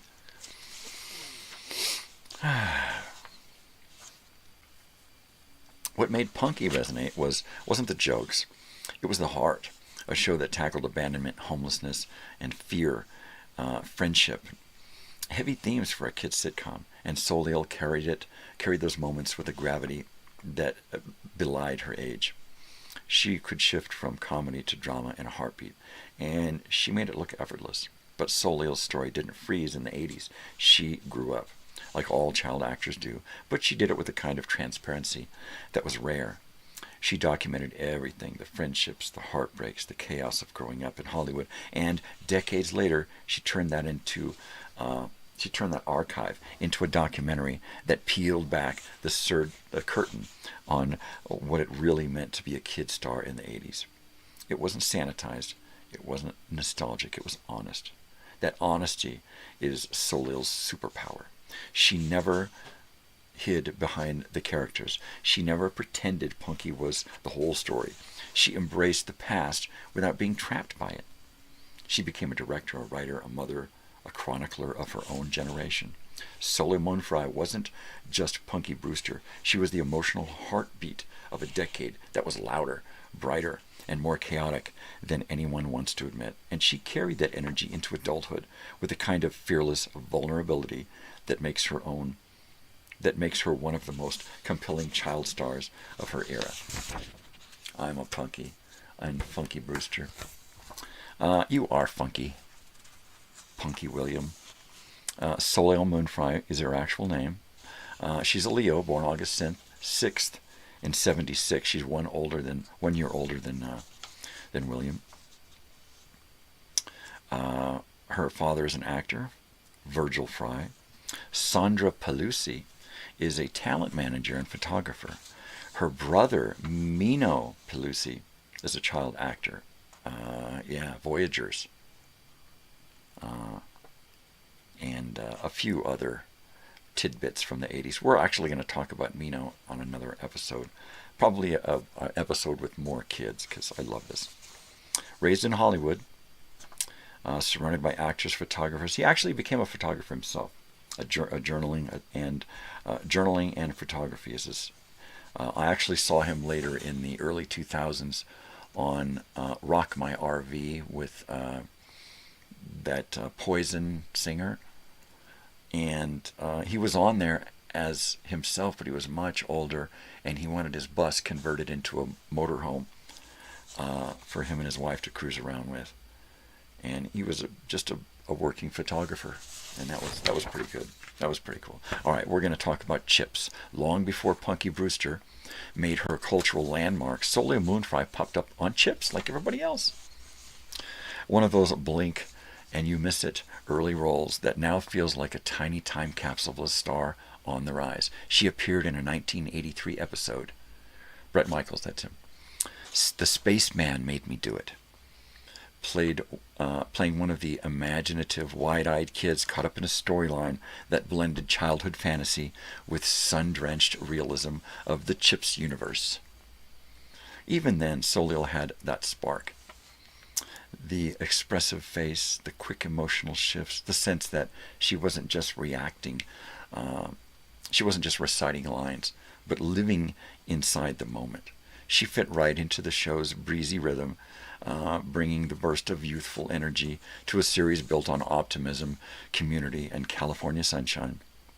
What's fun about looking back at her Chips appearance is how clearly you can see the early shape of a performer she'd become. Soleil had that rare ability to make a small role feel memorable.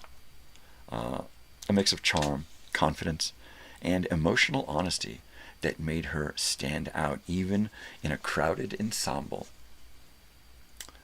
Working stiff. Totally. Aren't we all at some point? It's the kind of early career credit that makes headlines at the time, but now reads like a preview of everything that was about to happen. Within a year, she'd be headlining Punky Brewster, launching an animated spin-off, and becoming one of the defining kid stars of the decade. But on Chips, she was just playing a young actor, finding her footing, and already lighting up the screen. Let's talk a little bit about Punky Brewster then. When Punky premiered in 1984, it didn't just introduce a new sitcom, it introduced a whole new kind of TV kid. Soleil Moon Frye's Punky wasn't polished, precocious, or studio designed. She was scrappy, loud, imaginative, and bursting with color. From the mismatched shoes to the bandana-wrapped ponytail, she felt like a real kid you might know from the apartment complex or the schoolyard. The one who turned every hallway into an adventure, every setback into a punchline. Soleil carried the show with a natural charisma that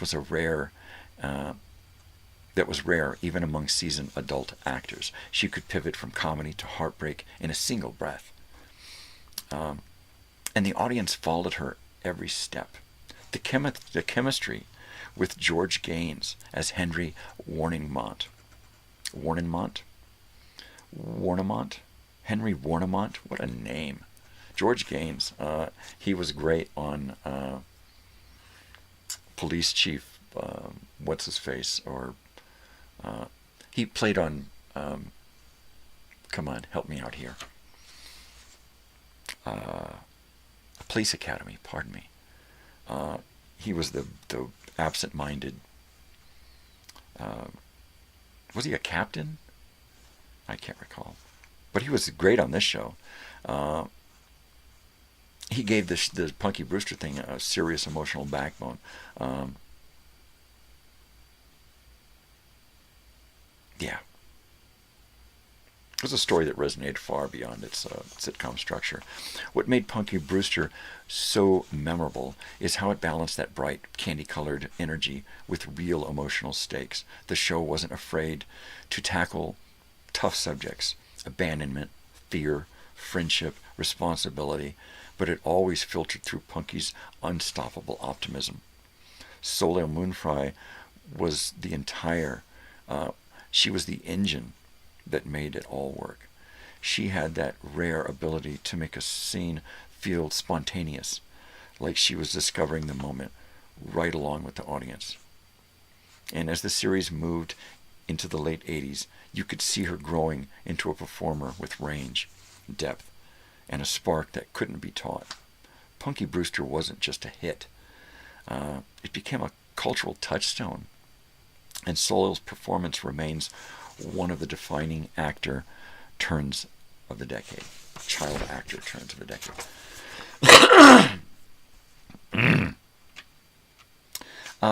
What's easy to forget now is that Punky Brewster didn't just make Soleil Moon Frye a TV icon. It opened the way for her other career. The one behind the microphone, another one who turned voice actor, right? The show was such a hit with kids in NBC that NBC wanted to expand the brand into Saturday morning animation. And in 1985, its Punky Brewster premiered. Soleil didn't just lend her name to the project, she voiced Punky Brewster herself, bringing all that scrappy charm, warmth, and emotional honesty into the booth. It was her first major voice role, and she took it instantly. The animated version the animated version let her push her character's imagination even further. Magical adventures, talking gophers, wild fantasy sequences, but Soleil kept Punky grounded. She made the cartoon feel like an extension of the girl kids already loved on TV. And that's really where her voice acting lane began. The success of the animated series proved she could carry a character using voice alone.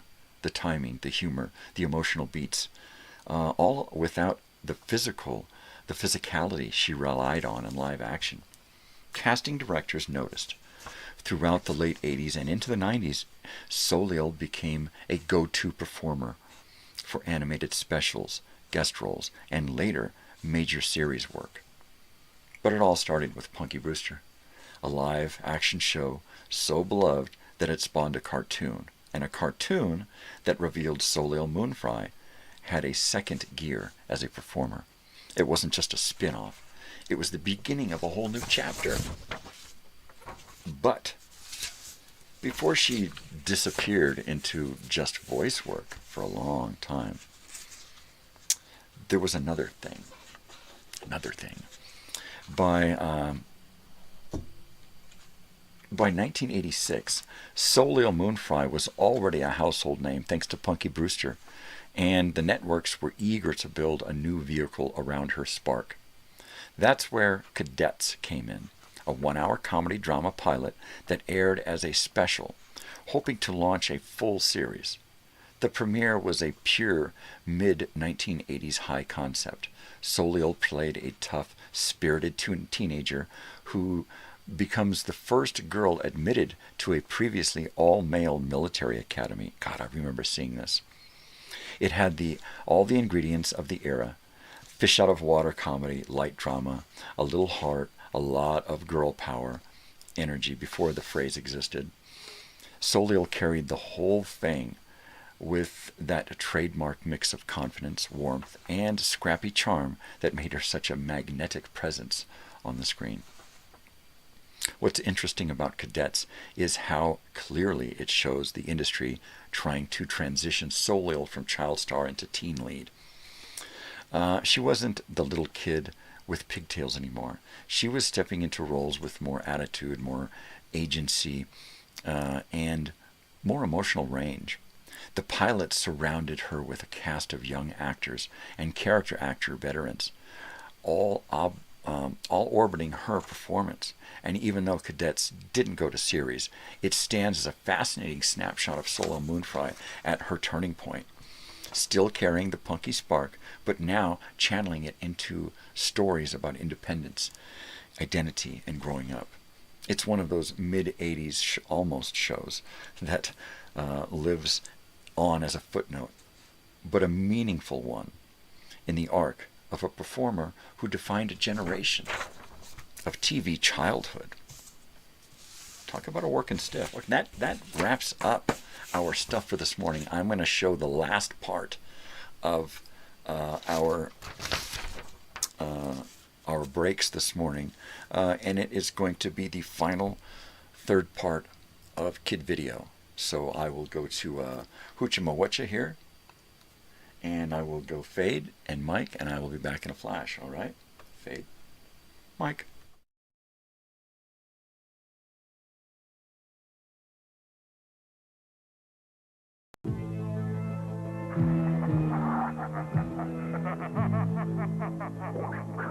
Okay, Master Blaster.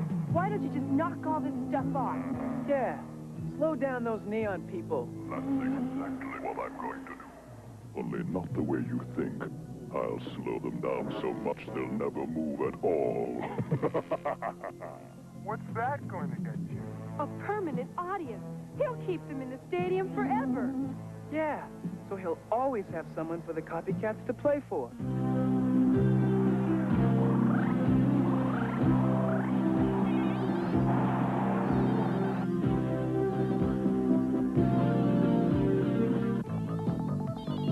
Perfect.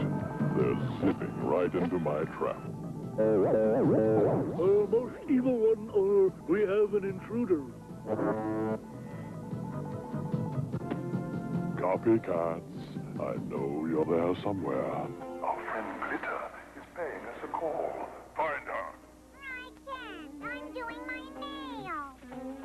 Yeah, and I'm rehearsing. I'm on my lunch break. And your lunch break can last for days, man.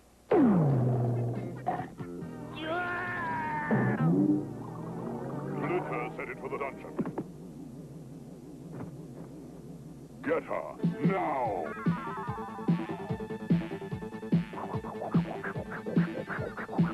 Glitter, you're a sight for sore eyes. Oh, I'm sorry your eyes are sore, kid, but Wiz is in big trouble. He's speeding up. Oh, man, now we really have to bust out of here. I sneeze into it, but there's nothing in here I'm allergic to. Wait a minute. Wiz should be going fast enough to bust through anything. Glitter, get Wiz.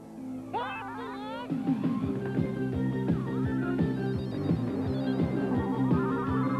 Look out, Glitter!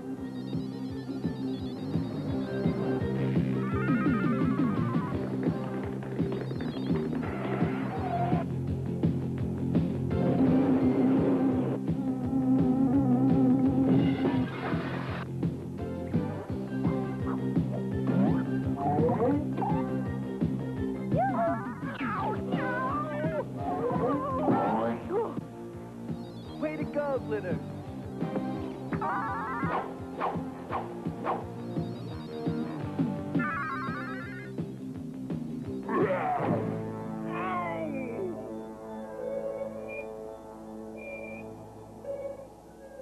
But listen to this. Oh, we're all trapped behind bars. I wish I was eating from jars or golfing and shooting some pars. Ash, that's it. Finally, Carla, you like one of my lyrics. No, it's the bars. It's the crystal bars. If just the right note hits them loud enough, They'll shatter. Then we'll be out of here. Here's what we're gonna do. Come on, Fat Cat. We got a concert to do. Say something. Food. You're gonna give a concert? I'll bet you can't even play. Oh, yeah? We'll show you. No!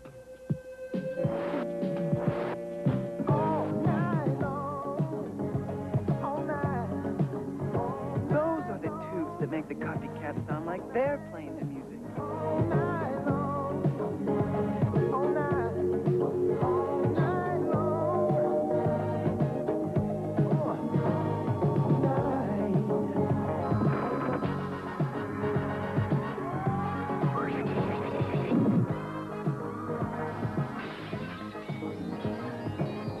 Come on. Maybe we can stop the Master Blaster before Wiz even gets here. His ugliness is gonna skin us alive. He needs us to play the concert first, so we better start it now and play for days, man. Yeah, maybe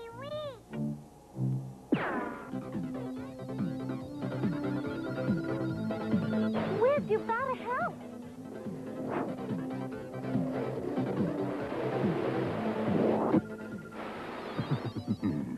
Excellent, excellent. Now to slow them down forever.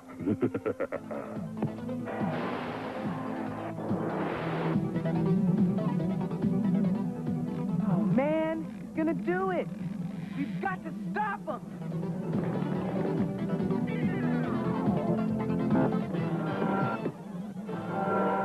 No better than to try to outsmart me, the Master Blaster.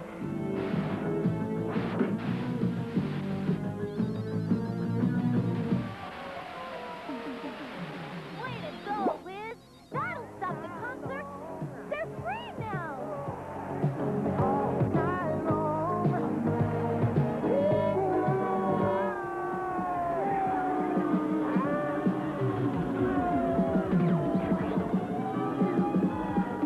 Something tells me the concert's over. Rat! Another concert ruined!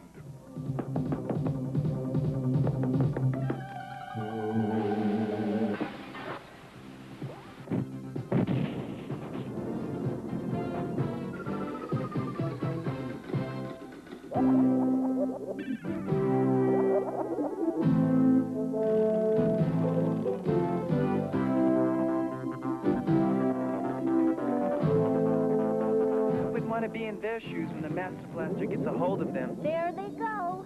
They won't be coming back here for a while.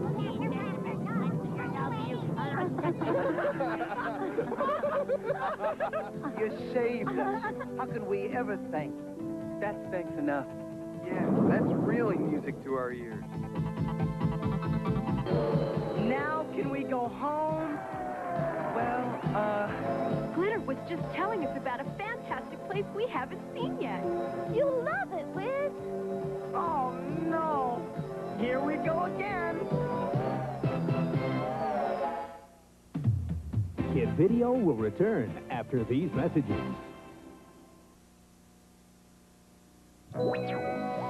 Introducing the world of Rainbow Bright, Starlight, and Loki, each sold separately. I'm Rainbow Bright, and I have the power of the rainbow to make everybody happy. I'm Loki, and bitch can't make me happy. With my purple star and my horse Starlight, wow! I can make you happy and bright.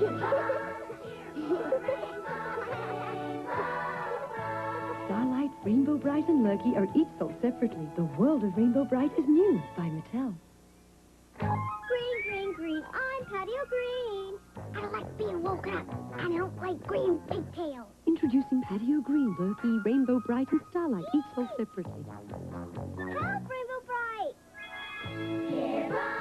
Cheer for Rainbow, Rainbow. You're always getting into trouble, Patty.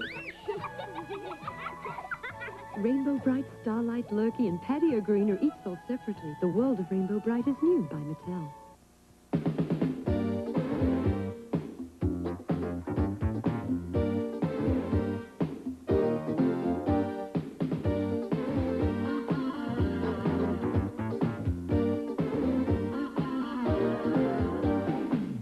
I got your heart, baby, you got mine.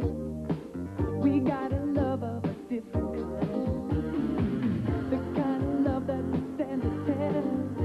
'Cause you give your best. Tenderness. There's not a thing, baby, we can do. If we're together, we'll see it through. I got your hope and your sweet caress. Nothing less. Tenderness. Oh, little CLC. From you to me. CLC. Tender love, yeah. A little CLC. From you to me. CLC. A little tender love and care.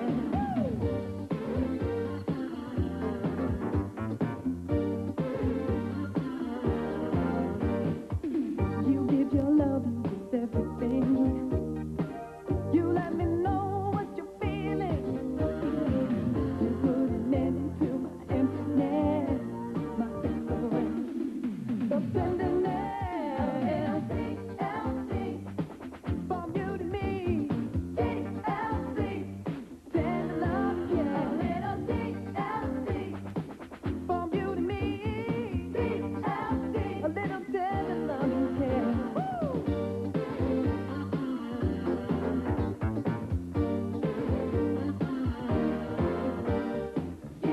The sadness, nothing less else. The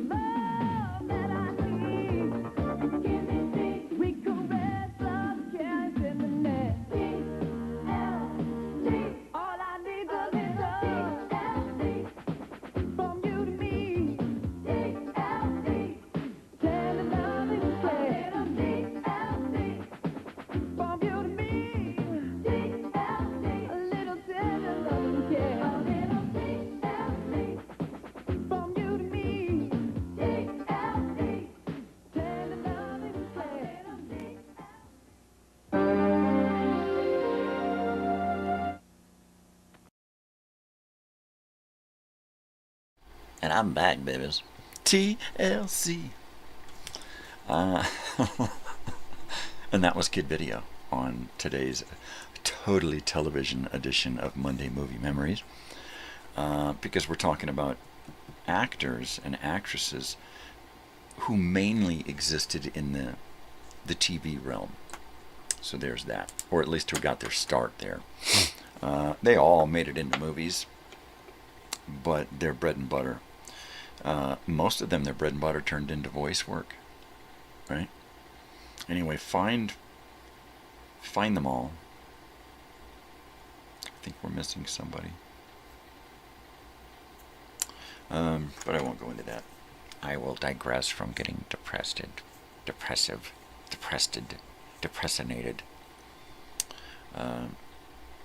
Yeah, I had fun this morning. Let's see, we talked about Robbie Rist. We talked about Keith Coogan. We talked about Mindy Cohn. And we talked about Soleil Moon Frye. And on future episodes, we're going to be talking about a lot more of these kids. And I'm probably going to put them together in bunches like this. Going to make it a little more fun. I was forced to be a cinder girl by my foster parents and was not allowed to watch TV after 5th grade. Wow. There you go. There you go. Cinder girl. Yeah, cinder girls. There were a lot of cinder girls out there, a lot of cinder boys. If you will let me borrow that phrase from you. I knew a lot of kids who were just treated horribly, right? Some of my best friends. And I would be in situations where we didn't have TV. We just didn't have a TV, right? We're living in a motorhome or a van or a tent or something, and I just didn't have a TV. And exactly that. It was school playground talk. You know, hey, what'd you watch last night? And I used to get very upset that even if we had a TV, I could never get control of it enough to see what was going on, what all the talk was about. It was forever before I understood what the Dukes of Hazzards. What's the Dukes of Hazzard? I didn't know. I didn't understand. They'd talk about it, and I would just be lost. But the kids would be shooting marbles, and I didn't know how. I didn't have any marbles, you know. They'd want to talk about sports, and I had no clue what that shit was about. And it was probably the thing that was the easiest for me to get into was the movies and radio. And then eventually, more and more, we had a TV, and then I found out that if I just used my insomnia to get a hold of the TV, that's when I could have fun. We had a TV, but it was just always grounded. You were always grounded, of course.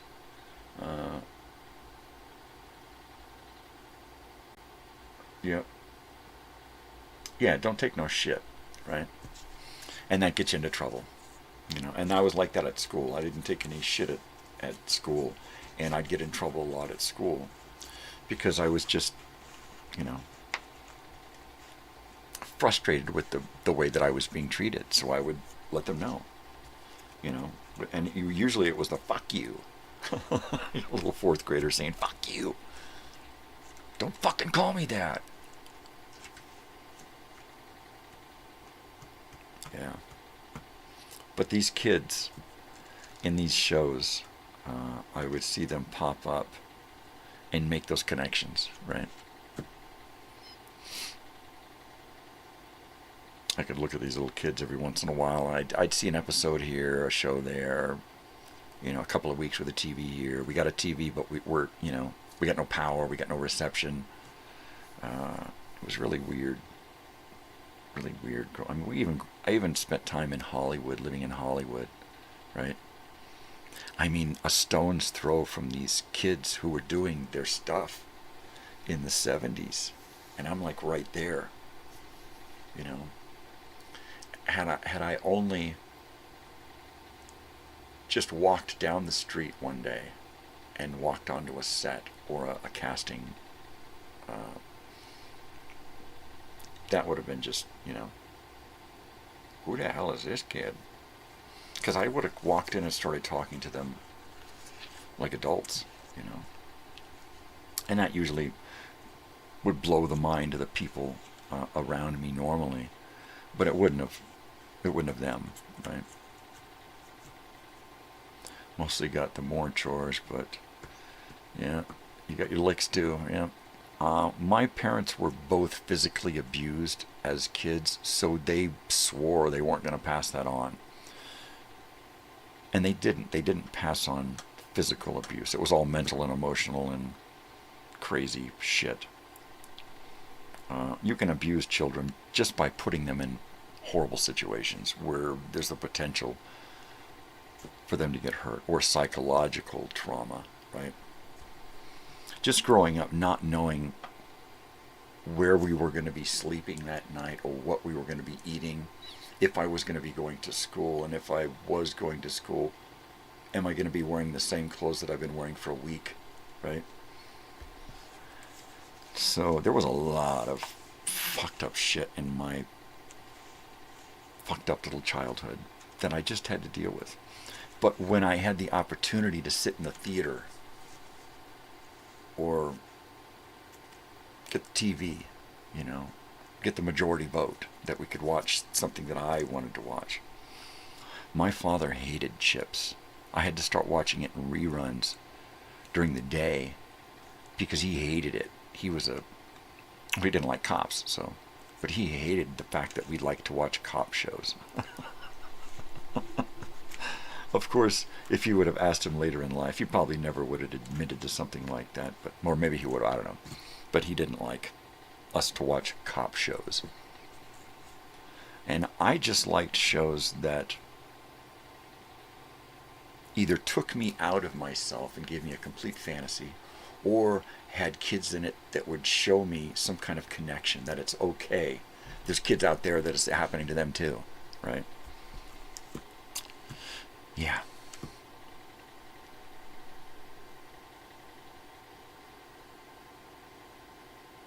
And I love those kids. Robbie Rist, Keith Coogan, Mindy Cohn, Soleil Moon Frye. I grew up with these kids. And whether they want to admit it or not,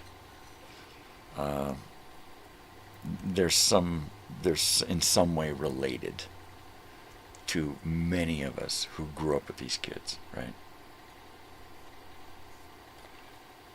They were like cousins. They were like Cousin Oliver. They were just like somebody that we saw on occasion, but they were really familiar. And we could revisit those occasions, right? Again and again and again. I love that. I'm trying to figure out if we're going to do a game show from the 80s with Mindy Cohn on it, or if we're going to do an entire episode of Kid Video, or what. I'm looking as a pre-show for tomorrow.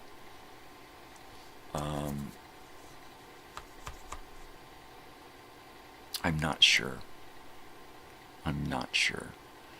I usually try to keep it news, but I want to keep the theme going this week. I really try to find some kind of audio from any of these people. I really go after audio as well, just so that I have a little tidbit for, you know, the Wednesday radio show, because that's important. I like to have the week kind of the thread that goes through the entire week should be today's show. So I'm trying to get that rolling. I know tomorrow I've got a lot of stuff in tomorrow's show, and we'll see how far it'll take us into Thursday's show, because that's another TV show. Wednesday, I don't know. I know that I'm going to be playing some music, and this week's music on the Wednesday show is from the demo drawer is going to be some punk rock from an unheard of band. I would think it's probably unheard of. I haven't even put the show together yet, so I'm going to work on that this morning. This this evening, look at me, this evening, of course, it's university this evening, so I've got to go do that thing there and drive and hang out and probably have dinner in the car, and then come home and hang out. We've been doing a lot of hanging out lately. It's great. A lot of X-Files and Cheers and Jeeves and Wooster. My daughter and I are just digging on the old stuff. It's so neat that my daughter gets it. She gets the old stuff. She gets that it's not just good entertainment, but it's relevant, right? Because the times have so changed. And if you look way back, you start to see that where you're living now isn't the norm. Where you're living now and what in the time period you're living now isn't the standard. We've left that and we've gone off track and we've gone into something else. So using the past as kind of a barometer, or rather a compass, right? I think that's important. So that's what this whole time travel stuff is about on this show. That's why we do what we do here. Totally. But yeah, I'm pumped up about this week. I've got some stories, news stories for tomorrow's show. I believe we are going to be talking about the 1979 energy crisis, and then a penguin misadventure. So we're gonna wrap up some stuff, some stories that I've been trying to get to, and I'll have to rely on you guys. Did we ever do Nixon Meets Elvis? Did we ever do the 3-day work week? Did we ever do the 3-day UK work week? Did we ever do the premieres of some shows like The Greatest American Hero and The A-Team and WKRP in Cincinnati's second season? I don't know. I neglected to tick those off on the box, and I haven't gone back to watch the episode to see if did I do those. So we are going to wrap up some loose ends for last month and keep plodding away through the news happening in February of the 70s and 80s. Wednesday.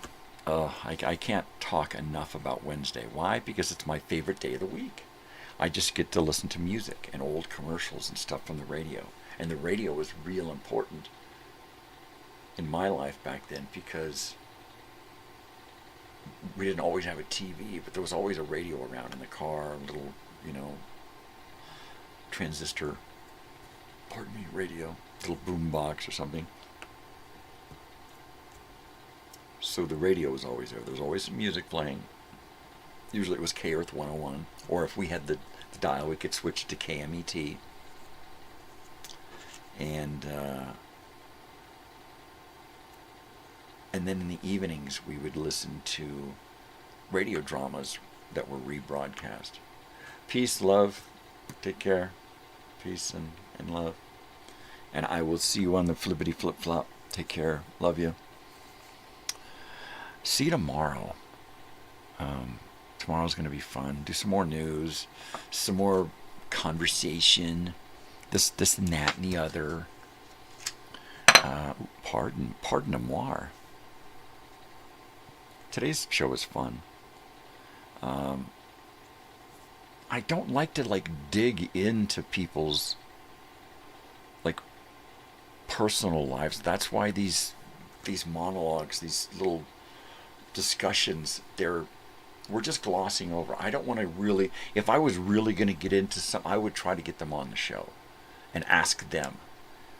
I want to speak about stuff from my point of view and how it kind of pertains to me. I can't speak for these people. So I'm not trying to talk as if I know all about these people, or if I know these people. I don't. I would love to talk to Robbie Rist. I'd love to have him on the show to talk. Or Keith Coogan. or anyone, right? That would be fun. You and your equals, I'll equals you. Equals. Don't even start. So yeah, it's just about top of the hour here, which means it's just about time for me to roll on out of here, guys. And I'll do it with grace and dignity, showing you my Burger King yo-yo. This is my Burger King yo-yo here. Come on. Burger King yo-yo. Home of the Whopper. This is one of my few yo-yos that I have. This is a Dairy Queen yo-yo that sits on my desk because I like to play it. This is the same exact. It's a little bit smaller, but it's a Dunkin'. They're all made by Dunkin'. These things, right? All you gotta do is call or email them. Yeah, you know what? I'm not a pushy guy. And a lot of those people, when they do those shows, they get paid. Believe it or not, they get some kind of, they get something for doing those podcasts. And yeah, peace, love. Take care, you guys. I'm gonna sign off here, cause my Burger King yo-yo needs attention. All right. Love you guys. Take care. You know the drill. Peace, love. Spread peace and love, not bullshit. Do something nice for yourself, but do something nice for somebody else too. Why? Because it makes you feel good.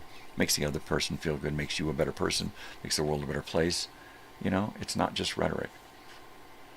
You did watch Poltergeist, of course. Did you see her in the commercial? Did you see her in the commercial? In one of the commercials? Playing with a little doll? They're here.